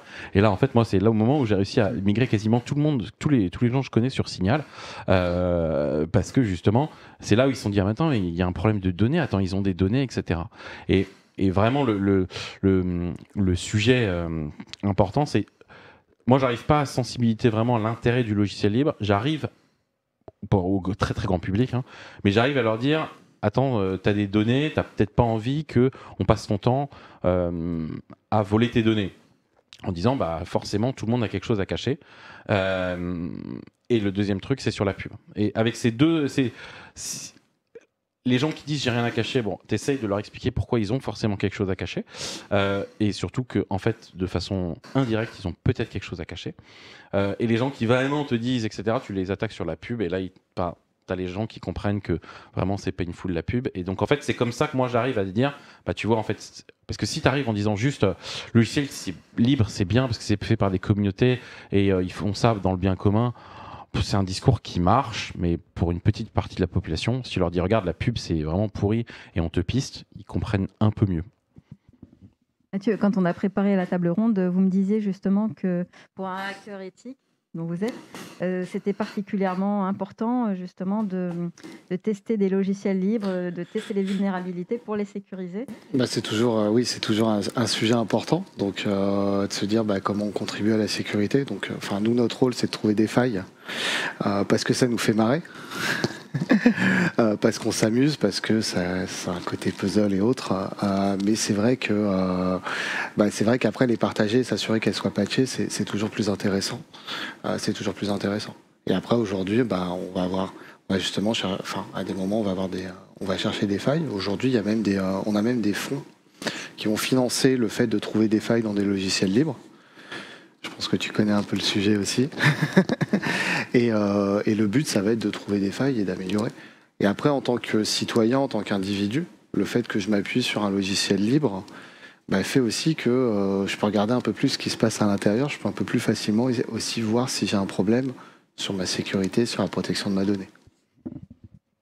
Jean-Baptiste, est-ce que tu as quelque chose ? Ouais, moi j'ai de gros problèmes avec les gens de la sécu en général parce que je pense que 98% des reports de sécurité qu'on reçoit, c'est n'importe quoi. Donc ça, c'est un vrai problème quand je leur dis. Hein. Je pense qu'au niveau sécurité, la remarque qu'on arrive le plus souvent, c'est de nous expliquer que notre site web est open source. Faites attention, vous avez une faille de sécurité, on peut voir la liste des dossiers. Voilà. Moi, nous, on a eu des trucs de sécurité autour de VLC financés par l'Union européenne, justement. Des audits, c'est-à-dire ? Ouais, ils avaient mis un bug bounty, grosso modo. C'était plutôt bien passé. Mais moi, je trouve que les gens, ils essayent pas assez la sécurité de VLC parce qu'en fait, on n'a pas assez de failles de sécurité par rapport à la taille de notre logiciel. Et la raison, c'est qu'en fait, il y a tellement d'autres cibles qui sont tellement plus faciles à exploiter que VLC que les gens, ils se font plaisir sur autre chose que sur VLC. Parce qu'on peut pas voler des bitcoins si on trouve une faille dans VLC. Non, tu voleras pas de bitcoin. C'est ça le problème. Non, et puis surtout, nous, on fait nous, de base, on fait attention, quoi. C'est-à-dire que on fait de l'analyse statique, on fait de l'analyse dynamique, tous nos binaires sont chiffrés, sont signés correctement, on vérifie les DLL qu'on charge. C'est un logiciel qui est assez vieux, VLC, donc on a quand même déjà toutes les bonnes cases, elles sont cochées, donc après, ça commence à être déjà plus l'effort pour aller chercher quelque chose. Ouais, c'est un peu pénible, quoi. Tu vois, le nombre de logiciels aujourd'hui, notamment sous Windows, qui chargent des DLL ou qui activent pas la SLR, fait que tu vois, c'est des attaques qui, par exemple les softs Adobe, c'est un bonheur si tu veux exploiter un ordinateur plutôt que d'attaquer Windows ou Chrome, elle va attaquer les softs Adobe, c'est un bonheur de n'importe quoi. Donc la sécurité, ouais, c'est important. mais c'est vrai que les chercheurs en sécurité, surtout dernièrement, je trouve que le niveau est très très faible parce que ce qui fait vendre, aujourd'hui il y a plein de boîtes de sécurité, c'est donc des pen tests et en fait ils cliquent sur un bouton et puis ils arrosent un peu n'importe comment et puis ils regardent un report de vulnérabilité et puis ils te le facturent. Donc voilà. Mathieu, c'est comme ça que vous travaillez? Non, c'est pas comme ça qu'on travaille. Mais je t'invite à venir au hack pour te montrer d'autres chercheurs en sécurité qui ont cette passion. Je vais au STIC tous les ans. Nous, on est en train de faire un gros projet qui s'appelle le sandboxing de VLC, qui est un truc vraiment très compliqué parce qu'il n'y a pas grand monde qui fait des vrais sandbox applicatifs desktop. Tu peux expliquer ce que c'est? En fait, moi, ce que je dis, c'est que c'est impossible de sécuriser VLC. C'est mathématiquement impossible. Et donc, en fait, il faut se débrouiller. Parce qu'en fait, la meilleure façon d'exploiter un logiciel, c'est de le faire crasher. Parce que quand il crache, tu peux faire à peu près ce que tu veux. C'est un résumé, mais c'est un peu l'idée. C'est-à-dire que tu fais une exécution qui n'est pas celle qui est normale, qui sont un buffer overflow, une stack overflow, un integer overflow, et donc tu profites de ça pour faire autre chose. Puisque là, en fait, au moment où tu arrives dans le moment où c'est chaotique, tu peux profiter du chaos. Et en fait, une des idées, c'est de se dire, c'est pas grave. Quand tu es dans le chaos, en fait, tu vas rien pouvoir faire. Donc, en fait, tu fais vraiment un mur entre le logiciel et ce qu'il y a sur le système d'exploitation. Et ça, c'est un truc qui existe depuis pas mal d'années, où tout le monde utilise aujourd'hui sur iOS ou sur Android. Toutes les applications sont, grosso modo, sandboxées. Le problème, c'est qu'en fait, c'est ce qu'on appelle des permissions. Et en fait, les permissions, c'est à chaque fois que vous autorisez une permission, c'est que vous faites un trou dans votre sandbox. Bon. Et en fait, quand on a un logiciel comme VLC, et en fait, on fait tous les trous. C'est-à-dire qu'on demande toutes les permissions parce qu'en fait, on est tellement bas niveau dans le système d'exploitation qu'en fait, quand tu crashes VLC, en fait, tu crashes la stack graphique, donc tu crashes le kernel. Donc en fait, tu as gagné quoi. Donc en fait, on est en train d'essayer de faire un truc qui est un peu compliqué, qui est justement de faire plusieurs sandbox à l'intérieur de VLC. Il y a un logiciel qui a fait ça qui s'appelle Chrome, et c'est à peu près les seuls à avoir fait une vraie sandbox où il y a plusieurs sandbox. Mais Chrome, en fait, ils ont à gérer des fichiers qui sont des pages web qui font 10 mégas, quoi, à peu près. Hein. Nous, on doit gérer 200 mégabits par seconde. Voilà, donc c'est un peu... On peut pas se permettre de faire certains trucs qu'ils ont fait. Donc voilà, donc c'est un peu compliqué, mais on bosse là-dessus. Mais du coup, si vous lancez ce projet, c'est que vous avez eu quand même à faire face à des attaques alors, je parlerai pas trop des attaques qu'on a eues, mais oui, on est très très fortement attaqué. Mais il y a eu un truc très connu où la CIA utilisait VLC pour pirater des logiciels, des gens, parce que notamment donc c'est un truc donc c'est public, hein, c'était Vault 7, c'est dans WikiLeaks. Et en fait, ce qu'il faisait, c'est que en fait, quand tu lances ton film, il faisait un petit truc qui faisait que ça lisait ton dossier Mes documents sous Windows et ça le chiffrait et ça l'envoyait en fait. Et en fait, toi, ton ordinateur, il est en train de regarder un film, donc c'est globalement 2 heures, donc tu fais pas attention. Regarder un film, c'est un peu gourmand, donc tu t'étonnes pas qu'il y ait un peu ton ventilo qui mouline. Et en fait, donc VLC, donc voilà, ça c'était la CIA. Donc ça, j'en parle parce que c'est public, mais j'ai plein d'autres histoires un peu comme ça. Les logiciels libres ont la réputation d'être bien sécurisés. Est-ce que tu confirmes ? Je suis pas sûr qu'elle soit mieux sécurisée ou moins bien sécurisée. On parlait de Log4j avant, donc la faille Log4Shell. On peut avoir des problèmes de sécurité aussi sur les logiciels libres. Si on se met à la place d'un utilisateur qui sait ce qu'il fait, qui est capable de rentrer dans le code, il a peut-être plus de chances de s'en sortir tout seul s'il a un problème de sécurité sur un logiciel libre ou à minima de le comprendre. Par contre, c'est vrai que sur des gros projets, sur des gros sujets, si demain on a une faille dans le kernel Linux, je suis pas sûr qu'autour de cette table on arrive à toujours trouver les tenants et aboutissants. On a toujours, c'est pas parce qu'on peut regarder que tout le monde a regardé et que tout le monde a regardé et a vu ce qu'il fallait voir. Et donc la sécurité, ça reste un combat de tous les jours où il y aura toujours des failles. Et faut qu'on les trouve et qu'on trouve des moyens faciles de les patcher, de les corriger. Et des fois, c'est plus simple d'enlever, désactiver un bout de code qu'on n'utilise pas parce qu'on sait qu'il y a une faille, plutôt que d'être dépendant d'un logiciel qu'on ne contrôle pas et sur lequel on aura juste le choix d'attendre le patch ou d'arrêter d'utiliser le logiciel ou de vivre en connaissant le problème de sécurité. Grégoire, lorsque l'utilisateur ordinaire surfe, navigue sur Internet, l'un des rares moments où il se rend compte que ces données sont collectées, c'est quand il y a le fameux bandeau cookies qui apparaît. Donc tout le temps. Donc tout le temps. Plus largement, à quelle fin nos données sont collectées ? Dans 98% des cas, c'est à des fins de marketing, quoi. C'est à des fins publicitaires. Parce qu'en fait, il y a beaucoup de fantasmes sur la sécurité informatique, genre on m'espionne, etc. Ça existe, mais c'est pour une toute petite partie de la population. 98% de la collecte de données sur Internet, c'est évidemment pour de la publicité. C'est-à-dire que je vais sur un site qui lui-même, d'ailleurs, il n'y a plus que 2 ou 3 régies publicitaires. S'il y a de la pub sur un site, il y a une chance sur 2 que ce soit qui est la régie publicitaire de Google qui récupère des informations. Il y a énormément de sites qui utilisent Google Analytics. D'ailleurs, ça, c'est un des pourquoi utiliser des logiciels libres, pour faire en sorte d'utiliser des alternatives à ce genre d'outils. Utiliser un truc qui s'appelle Matomo, par exemple, qui est un outil qui permet de faire de l'analyse de trafic sur un site sans que ça passe par Google. Et donc oui, la plupart du temps, la collecte de données sur Internet, c'est à des fins publicitaires. Et d'ailleurs, c'est très vicieux maintenant. Le RGPD, on pensait que c'était quelque chose qui allait être... d'ailleurs, ça protège l'utilisateur. Sauf que ça a été détourné et maintenant, il y a même des sites. Alors, je vais en citer un.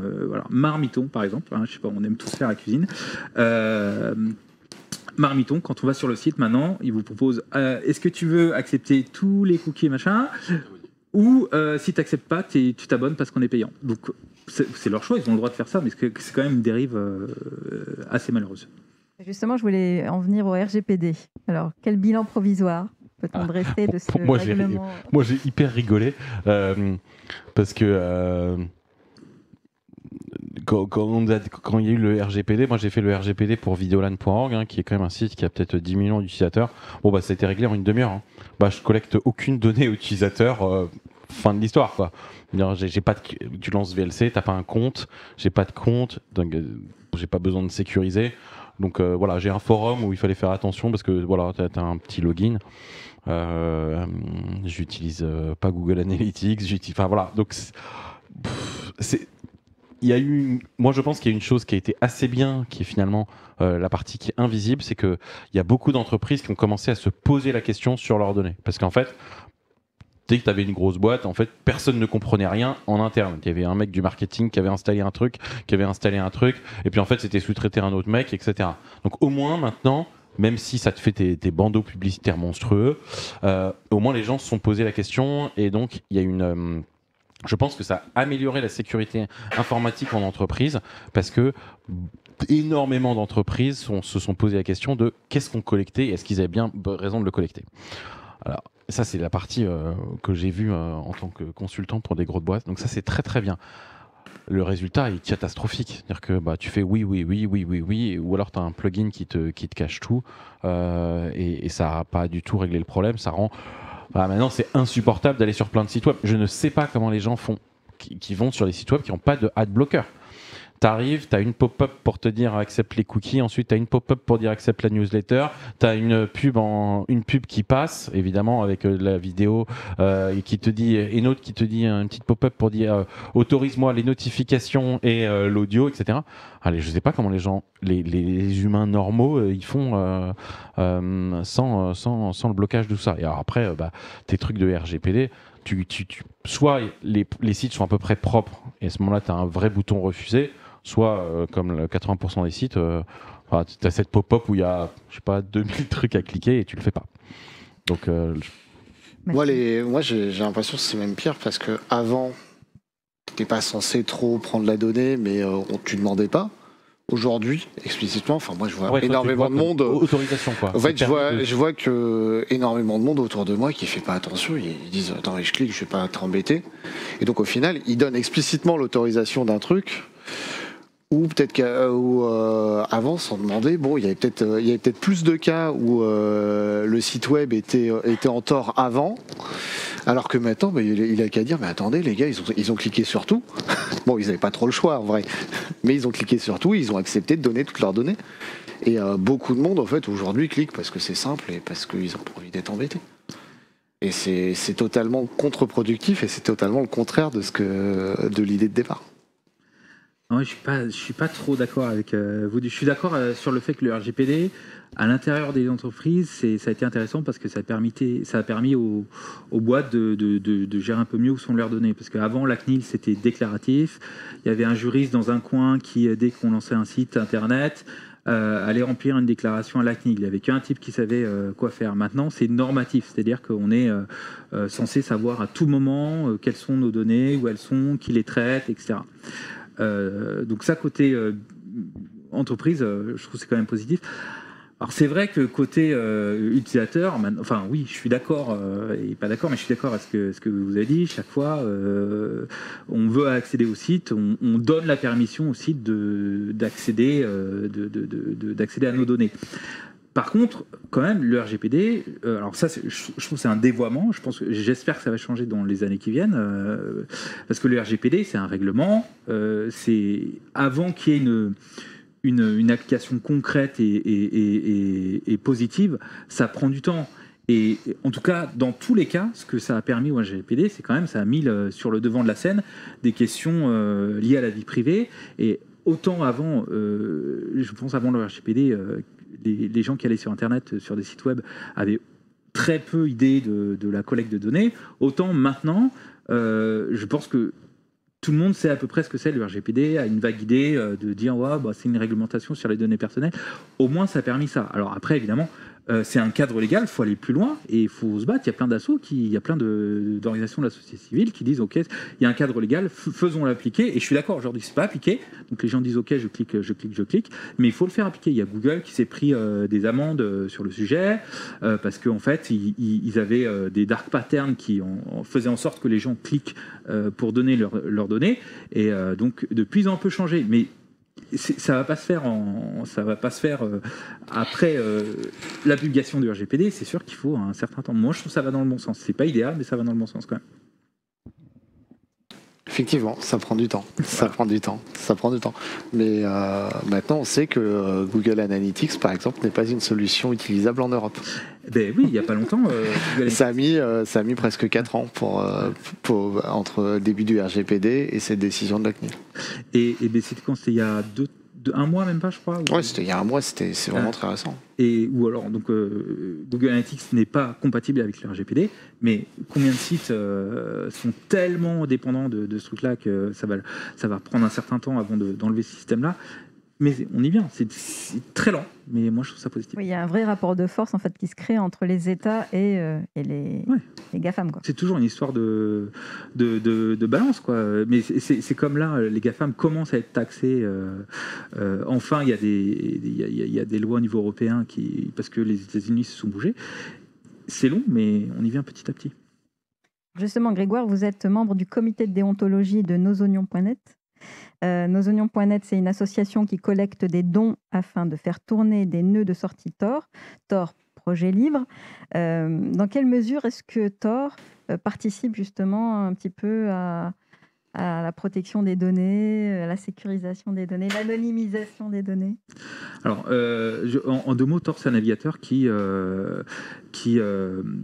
a une couche réseau qui permet en fait de chiffrer des choses, de faire en sorte que votre fournisseur d'accès ne sache pas où vous allez. Il vous fait passer par un réseau qui en fait vous anonymise quand vous allez sur les sites que vous visitez. Il anonymise la couche réseau, il anonymise aussi tous les petits trackers, parce que maintenant il y a les cookies, mais il y a 10 milliards d'autres techniques de traquer l'empreinte numérique d'un internaute. Et Tor c'est un navigateur web, comme c'est Firefox d'ailleurs, mais avec beaucoup de choses en plus, et ça fait en sorte de masquer votre empreinte numérique, masquer votre adresse IP. Bon, Tor, c'est pas utilisé encore par beaucoup de gens. On est encore dans cette histoire de mauvaise réputation. Alors, effectivement. Ouais, mauvaise réputation. Alors.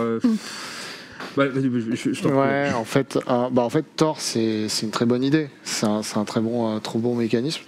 On a quand même beaucoup progressé, en tout cas, on a de plus en plus de notes, on a moins en moins, c'est beaucoup moins lent qu'avant. Par contre, la difficulté, c'est que les gens qui ont le plus besoin, enfin, il y a des gens qui ont besoin de protéger leur anonymat sur Internet parce qu'ils font des choses illégales. Forcément, eux, ils ont tout de suite compris l'intérêt de ce type de réseau. C'est pas forcément la majorité des utilisateurs sur Tor. On a même des très gros sites web qui peuvent être utilisables sur Tor. Mais c'est forcément, pour certaines personnes, c'est associé à cette frange-là de personnes qui ont des choses à cacher, qui vont faire des attaques informatiques. Donc on voit des entreprises qui de temps en temps vont dire « je bloque tout Tor, comme ça c'est réglé ». C'est un comportement par exemple de Cloudflare sur beaucoup de configurations par défaut. Et ce qui pose le problème de est-ce qu'on a le choix, parce que si tout le monde utilise Cloudflare, si trop de monde utilise Cloudflare, en fait je suis embêté quand je suis avec Tor Browser sur mon réseau Tor. Mais aujourd'hui ça reste quand même un très bon outil. Et c'est un outil qui probablement, je pense que sur des personnes qui sont dans des pays autrement plus compliqués que le nôtre pour échanger, qui a dû forcément sauver des vies et autres, parce que il permet d'anonymiser des communications. Ouais, alors je suis d'accord. En fait, Tor est utilisé par des gens qui veulent être anonymes parce qu'ils ont des choses illégales à faire, mais les gens qui utilisent les sites en Onion, je crois que c'est à peu près 2% du trafic de Tor, c'est ridicule. Donc ça veut dire qu'il y a quand même 98% de personnes dont on peut supposer qu'elles ont un usage légitime du réseau Tor. Et alors, oui, c'est un outil il faut qu'il existe, il faut qu'il soit là. Certes, il y a des gens qui s'en servent pour faire des choses illégales, mais c'est comme un couteau, quoi. Alors, je vais pas dire que c'est exactement la même chose, mais la technologie, c'est pas neutre. Il faut éduquer, il faut expliquer. Et moi, je suis ravi que Tor existe parce que nous, on travaille avec des gens au Tadjikistan où il y a des milliers de sites bloqués. On travaille avec des gens aussi où Tor, c'est un outil maintenant qui est quand même vachement utile parce qu'il y a 30 000 sites qui sont bloqués en Russie. Donc, si on n'a pas de VPN, Tor c'est quand même un outil essentiel. Et certes, il y a des gens qui ont des activités illégales, mais Tor ça reste un outil nécessaire. C'est surtout plus fiable qu'un VPN si on veut vraiment se protéger. Ouais, pour protéger son. Quelques petites explications techniques. Pourquoi en fait, un VPN, c'est juste on fait un tunnel d'un point à un point. Donc, par exemple, on dit dans mon pays, c'est un peu compliqué, je suis en Ukraine, je vais ressortir en Pologne. Bon, on ne sait pas ce qui se passe de l'autre côté. Alors quand on est sur Tor, on est sur un réseau décentralisé, on ne sait même pas prédire par où on va sortir. Et on n'a pas quelqu'un qui gère le tunnel et qui sait dire, lui, ce qui est rentré par là est ressorti par là. Et si j'ai envie de partager cette information-là avec qui veut le savoir, je la partage. Sur Tor, en fait, par conception algorithmique, on ne va pas pouvoir prouver qui a fait quoi. Jean-Baptiste, sur Tor Tor et VLC. On a eu pas mal de problèmes avec, notamment on avait une version Onion de Videolan qu'on maintient plus. On a eu pas mal de développeurs en fait qui ont communiqué avec, qui ont contribué à VLC à travers Tor pour plein de raisons légales un peu compliquées. Mais moi je rejoins. Nous on a eu beaucoup de gens qui utilisent VLC pour faire des trucs pas bien. Et la réponse a toujours été VLC est un outil, on fait pas de politique, quoi. Et c'est une ligne qui est obligatoire pour nous parce que sinon on nous demanderait d'agir et de réagir sur tous les sujets numériques non-stop. Mais c'est vrai qu'il y a des fois, tu as envie de réagir, quoi. En tant qu'humain, tu as envie de réagir. Par exemple, là, on nous a demandé de nous positionner sur l'Ukraine. Et en fait, la réponse, c'est non, on n'a pas à se positionner sur l'Ukraine. Et alors que je pense il y a unanimité dans les gens, dans l'association, sur la position à adopter. Mais ce n'est pas la question. Nous, on est une association qui fait un logiciel, enfin plusieurs logiciels, et on ne se bat que pour quelques points politiques d'avancement du logiciel libre et contre les DRM, et on ne se met pas à faire tout. La raison pour laquelle on a pris cette hardline, c'est qu'en fait on a vu beaucoup d'associations exploser de l'intérieur pour des raisons idéologiques, et surtout il y a un certain nombre d'associations qui ont explosé notamment au début des années 2000 parce que il y a des gens qui sont venus qui n'étaient pas là pour faire avancer le logiciel mais qui étaient là pour faire avancer un idéal, et ce qui est très bien, mais à ce moment-là en fait ça te prend 30-40% de ton temps. Donc nous, par exemple, Videolan, on donne de l'argent à plein d'associations, genre l'April, la FSF et des gens comme ça, mais nous, on n'en fait pas, et on dit que VLC, c'est un outil. Et c'est vrai qu'il y a des fois, t'as envie d'agir, mais tu le fais pas en nom de VLC, quoi. Grégoire, est-ce que c'est quelque chose que vous comprenez justement, cette position quand on est développeur Oui. Par exemple, les gens de la Tor Fondation, ils disent, nous, on développe un outil qui permet d'être anonyme en ligne. Point. On n'est pas. Alors d'ailleurs, petit parallèle avec par exemple Facebook, qui eux disent, Mark Zuckerberg dit, non, Facebook, nous on est là pour faire en sorte que les gens communiquent les uns avec les autres, que le monde soit meilleur, etc., que les communautés communiquent paisiblement entre elles. Facebook a autorisé, a changé sa politique de modération sur les commentaires en Ukraine contre le peuple russe. C'est-à-dire qu'avant, tous les commentaires haineux, etc., étaient juste interdits sur Facebook, et Facebook, sur leurs produits Facebook et Instagram, dernièrement, a complètement fait de la politique et a dit c'est bon, en fait, les commentaires qui disent que les Russes, c'est donc haineux et appel à la haine, c'est... ce que je trouve incroyable, ce qui est, alors que Facebook qui s'est toujours dit je fais pas de la politique, qui devrait juste développer un produit qui de fait ne fait pas que développer un produit, fait de la politique depuis très longtemps, mais là c'est extrêmement, je sais pas, je trouve ça incroyable que ils aient autorisé ce genre de choses. Donc oui, je comprends tout à fait cette position. Votre association s'appelle Nothing to Hide, rien à cacher. C'est un argument qui est souvent avancé par les utilisateurs lambda. On ne sait pas si c'est par paresse ou... mais qu'est-ce qu'on peut répondre à cet argument ? Je n'ai rien à cacher. Qu'on a tous quelque chose à cacher. Nous, ce qu'on fait, en fait, on fait des ateliers où on montre ce qu'on peut trouver sur quelqu'un. Et en fait, après l'atelier, les gens se disent « Ok, j'ai quelque chose à cacher ». On a toujours de plus en plus de choses en ligne. Et en fait, encore une fois, on essaye de ne pas être dogmatique. Et on explique qu'il y a beaucoup de données. Et il faut que tu saches ce que tu mets en ligne et que tu saches ce que les autres peuvent trouver sur toi. Donc on a tous quelque chose à cacher, et donc évidemment c'est ironique comme nom. Moi j'ai deux techniques, j'ai une technique un peu violente et une technique un peu moins violente en fonction de mon humeur de la journée. Mais quand il y a des gens qui m'expliquent, notamment j'ai eu beaucoup ça aux États-Unis, et la question que je leur pose, mais à la seconde, c'est mais quand est-ce que tu as fait l'amour avec ton partenaire et quand est-ce que tu l'as trompé la dernière fois et c'était quoi la position? Et là, il y a quand même des gens, ils sont mais non, mais je veux pas et là, tu leur fais comprendre. Donc ça, c'est le mode un peu violent, qui passe pas dans tous les cas, mais que j'aimais bien. Le deuxième, c'est un moment, il y avait une application sur Facebook qui était... tu sais, c'était à l'époque où tu installais des milliards d'applications dans Facebook qui était sache qui sont tes amis gays. Et en fait, c'était absolument... et donc, ça te permettait d'outer tes potes. Enfin, tes connaissances sur Facebook. On va dire ça que ça s'appelle des potes, mais c'est pas des potes. Mais... Parce qu'en fait, ce qui se passe, c'est que les gens qui étaient homosexuels, en fait, ils ont statistiquement plus d'amis homosexuels et il y en a qui se déclaraient ou il y en a qui allaient plus dans certains bars, tu vois, où c'est un check-in, je suis dans ce bar, ou aimer ce bar. Et en fait, par propagation, en 2-3 fois, en fait, tu peux savoir. Et là, tu leur dis, mais il y a quand même pas mal d'endroits où, en fait, être homosexuel, ça peut être la peine de mort, quoi. Et là, tu te rends compte que même si toi, donc les gens qui arrivent me disent, j'ai rien à me cacher, ils peuvent me dire où ils en sont dans leur vie privée, dans leur vie sexuelle, dans leur situation financière, dans la dernière fois, ils ont fait un truc mal. Tu leur dis, ouais, mais là, en fait, juste toi, t'as rien à cacher, mais les gens autour de toi ont quelque chose à cacher. Et la question de l'homosexualité qui te donne... Enfin, tu vois, en fait, comme... Je pense que les statistiques, c'est 5% des humains. En fait, beaucoup de gens sont touchés, ou en tout cas dans ton cercle, forcément. Et là, tu fais... Alors, et là, tu te rends compte que même si toi, t'as rien à cacher, il y a des gens qui peuvent avoir quelque chose à cacher autour de toi et tu les mets en danger. Et ça marche pas mal. Mathieu. Et en dehors de toutes ces informations, on a tous quelque chose à cacher.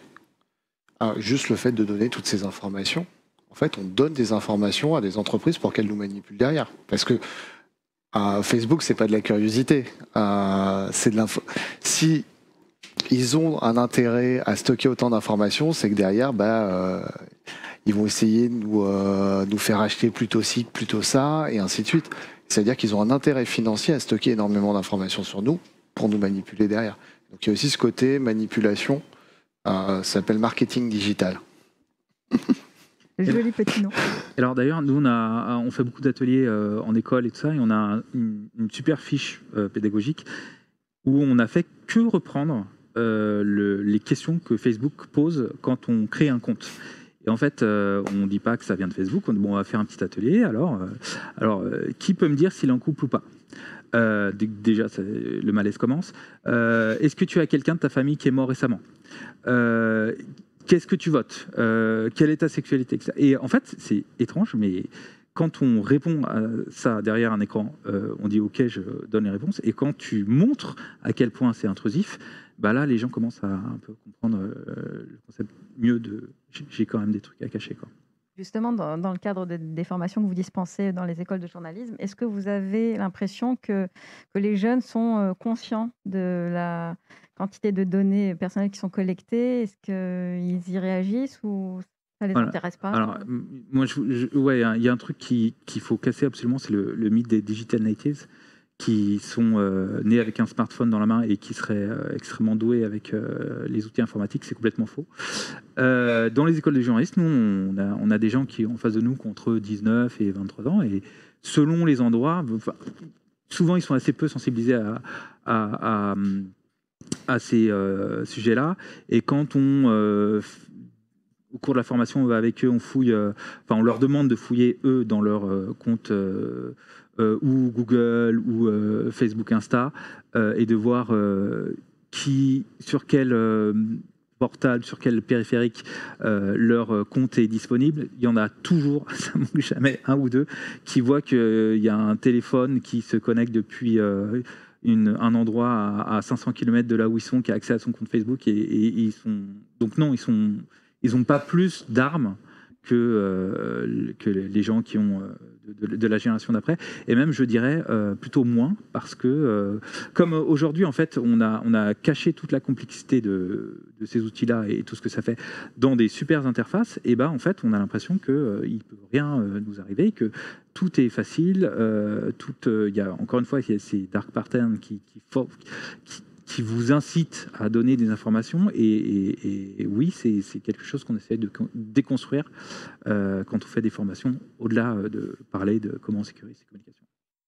J'imagine que dans la communauté de hackers, on est plus vigilant, non, quand on navigue sur Internet ? Alors il y a un côté, le hacker qui essaye de comprendre ce qui se passe derrière, et donc qui va pouvoir déconstruire à un certain moment ces aspects-là.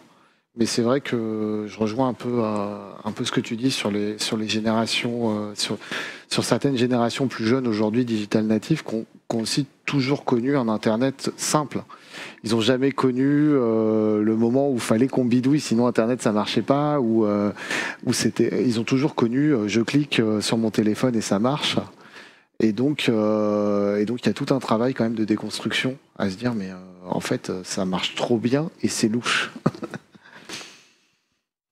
Jean-Baptiste, rien de spécial. Des questions, du coup ? On peut peut-être passer aux questions dans le public. Et il y a des questions sur Twitch ? Oui, Flax ? Oui ? Alors, le micro passe de main en main.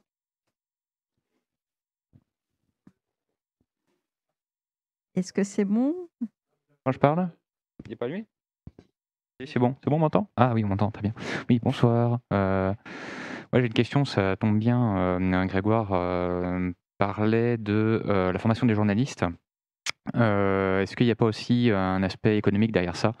Parce que bon, ça fait très très longtemps qu'on sait qu'il y a, du fait de le changement des modèles économiques de la presse qui fait que les journaux ont de moins en moins d'argent, que en fait, est-ce que le fait que les journalistes spécifiquement ne soient pas bien formés, peut-être que cette hypothèse que je suis en train de dire est fausse, hein, bon, ok. Est-ce que le fait qu'ils ne soient pas bien formés justement à la sécurité, alors que normalement, vu la fonction, il devrait y être formé, parce que c'est pas lié tout simplement au fait qu'il n'y a plus d'argent. Et donc, s'il n'y a plus d'argent dans les médias, le premier truc qu'on va couper, c'est les trucs qui paraissent secondaires, et que ce truc-là, comme c'est en plus quelque chose qui est peut-être compliqué à répondre, évidemment que ça va sauter. Et justement, donc, je vais pouvoir sortir le seul truc que j'avais trouvé en préparation d'ici, donc qu'il y a eu un logiciel de speech to text là récemment qui a été utilisé par pas mal de journalistes qui, il y a eu un petit, alors j'ai oublié le nom du truc déjà, c'est dire à quel point j'avais bien préparé, qui a été utilisé par beaucoup de journalistes, mais qui se sont rendus compte que, étant donné qu'il était gratuit, il envoyait des données à l'entreprise qui s'en servait pour du targeting publicitaire, ce qui a créé un certain malaise quand un journaliste qui interviewait des Ouïghours persécutés par le gouvernement chinois s'est rendu compte que les noms de tous les gens avec qui il avait discuté étaient stockés quelque part dans une boîte noire un peu qu'on ne sait pas trop que c'est, quoi. C'est une boîte noire. Bon, voilà, juste. Alors, moi, je ne sais même pas si j'ai une vraie question en fait. C'est juste pour évoquer l'aspect économique derrière qui joue. Alors, étonnamment, la partie sécurité dans les écoles de journalisme et dans les rédactions, c'est de plus en plus considéré, enfin étonnamment, tant mieux, parce que quand même ces dernières années, il y a eu pas mal de... Voilà, il y a un certain temps, il y a eu TV5 Monde, je crois, qui s'était fait complètement pirater, et là quand même, il y a eu un tournant. Là, ils se sont dit... c'est un peu chaud, ils ont vu l'ANSSI débarquer chez eux, etc., pour les aider. Et là, spécialement avec ce qui se passe, la guerre en Ukraine, là, on a de plus en plus de sollicitations de rédactions qui disent bon, c'est un sujet. Il y a la sécurité physique, il y a la sécurité informatique, et c'est de plus en plus un sujet. Et dans les écoles de journalisme, en fait, nous, on fait du plaidoyer, on est allé les voir, on n'intervient pas dans toutes les écoles de journalisme reconnues par la profession, mais on intervient dans 5-6 écoles, et pas longtemps, tu vois, 2 jours, mais c'est quand même quelque chose qui a vraiment changé par rapport à mon sens, ces 5-6 dernières années. Et même si c'est une question de moyens, en fait, les rédacs, elles n'ont pas beaucoup d'argent, mais elles mettent de l'argent sur les choses qui leur paraissent essentielles. Et en ce moment, quand même, la sécurité numérique, ça apparaît essentiel, spécial en ce moment. Est-ce qu'ils mettent de l'argent sur leur sécurité numérique en tant que journaliste, ou aussi sur de l'argent et de la protection, justement, sur protéger les sources et s'assurer que leur activité de journaliste ne nuira pas à leurs sources? Alors, normalement, c'est la déontologie, c'est la charte de Munich chez les journalistes qui dit que tu es censé protéger tes sources. Hein. Alors, donc, les rédacs mettent de l'argent à la fois pour protéger et leur infra, et les journalistes, les grands reporters qui passent sur le terrain. Et alors, normalement, après, c'est une histoire de déontologie, et normalement, mettre de l'argent, enfin, doivent protéger les gens qui leur parlent, c'est sûr. Hein. Mais ça, je ne sais pas si... C'est une problématique qui est loin d'être simple. En fait, aujourd'hui, on voit beaucoup de recherches d'informations en source ouverte ou autre, où on peut recouper très facilement des informations. Et c'est loin d'être anodin pour un journaliste de se dire ce que je montre de mon témoignage anonyme ne permet pas de le réidentifier derrière. Oui, parce que par exemple, en ce moment, tous les reportages qui sont en Ukraine, il y a bien un moment donné, il faut que les gens montrent leur visage pour mettre que c'est réel. Pour montrer que c'est réel. Et de l'autre côté, si tu montres ton visage à la télé, ça veut dire que potentiellement, les gens en face peuvent voir que cette personne témoigne, et ça peut potentiellement devenir... Mais c'est insoluble, hein. J'étais assez étonné sur tout ce qu'on appelle maintenant la recherche d'informations source ouverte, de voir des reportages, de dire là, l'usine, maintenant, elle fabrique des cocktails Molotov, et de se dire oui, mais il y a des gens avec des avions qui bombardent et qui sont en train de choisir leur cible. Ouais.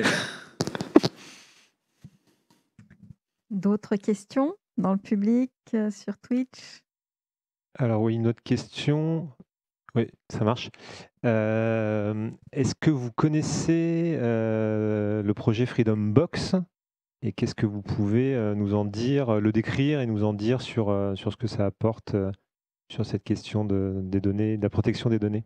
Alors moi, j'avoue, je connais pas. Je connais des Tails, des Cubes, mais qui peut décrire le projet Freedom Box? Moi, je connaissais au débarrage ce qu'ils voulaient faire. Je ne sais pas ce qu'ils ont fait depuis, en fait. Pour moi, ça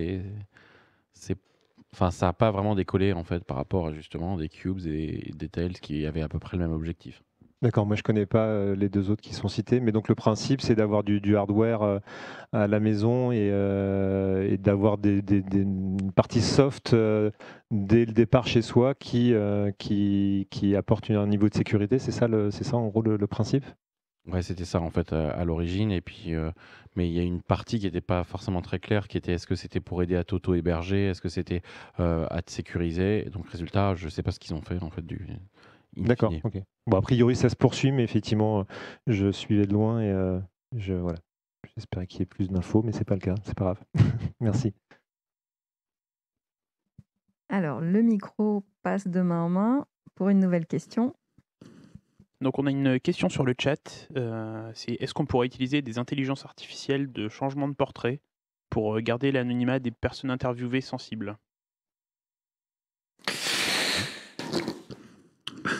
Oui. Réponse courte.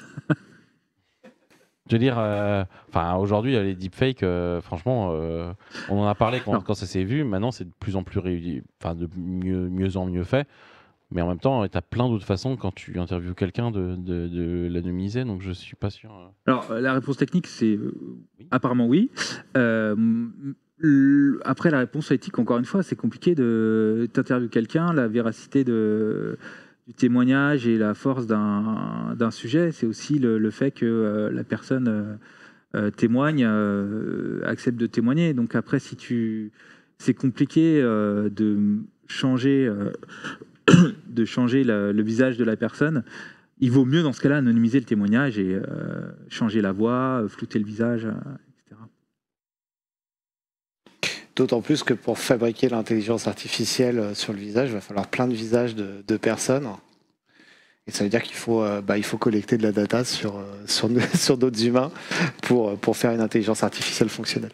Et même, je pense que c'est pas souhaitable parce que ça veut dire que si ça devient une pratique journalistique de changer le visage de la personne pour la protéger, dans ce cas-là, tu floutes complètement les frontières entre ce qui est vrai, ce qui n'est pas vrai. N'importe qui pourrait faire un témoignage, dire c'est un témoignage véridique, mais pour protéger la personne, je floute son visage. C'est compliqué. Enfin, pour protéger la personne, je change son visage à coup d'IA. Autant que ça soit explicite qu'on anonymise. Ouais. Alors, j'aurais une question qui, s'il n'y en a pas d'autres, pourrait peut-être conclure. On a régulièrement des gens, par exemple ici, qui viennent, qui se posent ces questions-là, qui sont de total profanes sur le sujet. Où est-ce que vous les enverriez? Vous leur conseillerez quoi pour commencer à s'intéresser à ces questions sans avoir forcément sans avoir le bagage d'un expert en informatique ou en sociaux? À ces questions de protection de vie privée? Protection de la donnée, sécurisation de la donnée, voilà. Et ou le libre. Alors, il y avait quelque chose, il y avait des initiatives qui n'existent plus aujourd'hui. C'était les cafés vie privée, c'était des ateliers dans des cafés organisés par des bénévoles. Ça a fait un peu long feu, malheureusement. Sinon, il y a beaucoup. Alors, ce qui était intéressant, c'est ça que c'était des initiatives complètement sauvages. Maintenant, il y a quand même de plus en plus de structures qui travaillent sur l'éducation aux médias et à l'information, qui intègrent cette partie protection des données. Donc, il y a de plus en plus de choses qui se font dans les écoles. Alors, vers qui envoyer les gens? Franchement, je sais pas. Je sais qu'il y a des assos qui font des annuaires d'assos qui travaillent sur ces sujets-là. Envoyez-les chez Nothing to Hide déjà. On cherche des membres, on a plein d'outils là-dessus et on répond aux questions. Il y a beaucoup d'autres associations. Et on avait fait un petit annuaire d'assos qui travaillent sur le sujet. J'enverrai le lien, comme ça, si vous pouvez partager en commentaire sur le live Twitch. Le problème, en fait, c'est pas juste sur ça. C'est aujourd'hui, pour comprendre la plupart de ces problématiques, même soit tu simplifies énormément, soit c'est hyper technique. Et en fait, il y a un vrai besoin de ce qu'on appelait avant la littérature grise en recherche, qui fait qu'aujourd'hui, pour bien comprendre ces trucs-là, il faut expliquer aux gens ce que c'est Internet. Et ça veut dire expliquer ce que c'est une adresse IP. Et en fait, pour avoir fait ça régulièrement, juste pour que les gens comprennent la base d'Internet, ça leur prend 1h30, quoi. Et ils te disent, ouais, mais c'est pas du tout la question que je t'ai posée. Et le problème, c'est que tu te dis, je sais que c'est pas la question que tu m'as posée, mais en fait, tu as besoin de ça pour comprendre, tu vois. Et c'était la remarque que tu disais sur des digital natifs qui sont habitués à cliquer. En fait, le Wi-Fi marche pas. Toi, en fait, tu as galéré dans le passé, tu avais la DSL, tu allais regarder ou ton modem 56K, tu allais. Et en fait, quand tu as perdu cette habitude puisque tout doit être instantané, là, il y a des questions, en fait, qui sont des questions qui sont assez compliquées, qui ont l'air très simples. Mais en fait, dès que tu veux aller au-delà du... Faites attention parce que les grosses boîtes sont des grosses méchantes et qui veulent voler vos données, tu vois. Dès que tu veux aller un peu plus loin, En fait, tu as un vrai bagage, je vais pas dire technique, mais de connaissances à apprendre, qui est un peu rébarbatif si c'est pas la question que tu as posée, tu vois. Et j'ai le problème dans plein d'autres cas dans l'informatique, où aujourd'hui l'informatique est partout. Et moi, enfin, aujourd'hui, on fait tout. Hein. Non, on mange pas encore grâce à l'informatique, mais tu On a des... tu prends encore ton petit déj devant tes Kellogg's tout seul. Mais sinon, tout ce que tu fais, c'est que tous tes loisirs, tout ton boulot, ta démocratie, en fait, tout est tout le temps. Et le manque de bagages fait que c'est dur, quoi. Et en fait, les gens, bah, tu le vois bien hein, quand tu leur parles, tu arrives à les garder un quart d'heure, à leur expliquer un peu comment ça marche. Et puis au bout d'un quart d'heure, tu as les yeux qui partent, tu vois. Et expliquer Internet en un quart d'heure pour que les gens soient capables de faire, ben, moi j'ai un bon débit de parole, bah, c'est chaud en fait hein, à faire. On mange avec l'informatique, on a des restaurants où le chef est un robot. C'est pas encore la globalité, mais quand même la plupart des boulots aujourd'hui, par exemple, sont dans... Alors, après, moi, sur le côté hacker, j'ai vraiment ce côté curiosité. Nous, on encourage cette curiosité, justement, que les gens soient curieux. Et moi, un des trucs où je pense que, enfin, j'espère en tout cas que ça va s'avancer, c'est qu'aujourd'hui, l'informatique est partout. Et en fait, on s'y intéresse pas autant que l'importance que ça a pris dans nos vies. Donc, il y a ce côté curiosité de se dire, oui, en fait, c'est un truc important. Faut que j'essaie de comprendre un peu comment ça marche. Ça veut pas dire que je vais recoder un kernel Linux. Mais il faut que j'ai cette curiosité d'aller comprendre un peu techniquement comment ça marche. Une démarche personnelle, quoi. Et quand je dois faire un truc sur mon téléphone et sur mon ordinateur, je vais pas faire exactement ce que le premier résultat Google me dit de faire et essayer d'avoir un peu un regard critique et se poser des questions sur qu'est-ce qui se passe, qu'est-ce que je suis en train de faire, quels sont les impacts de ce que je suis en train de faire. Donc il y a beaucoup de médiation numérique à faire en perspective. Complètement. Bon, merci à tous. Et puis, je pense qu'on va s'arrêter là. Merci. Merci. Merci.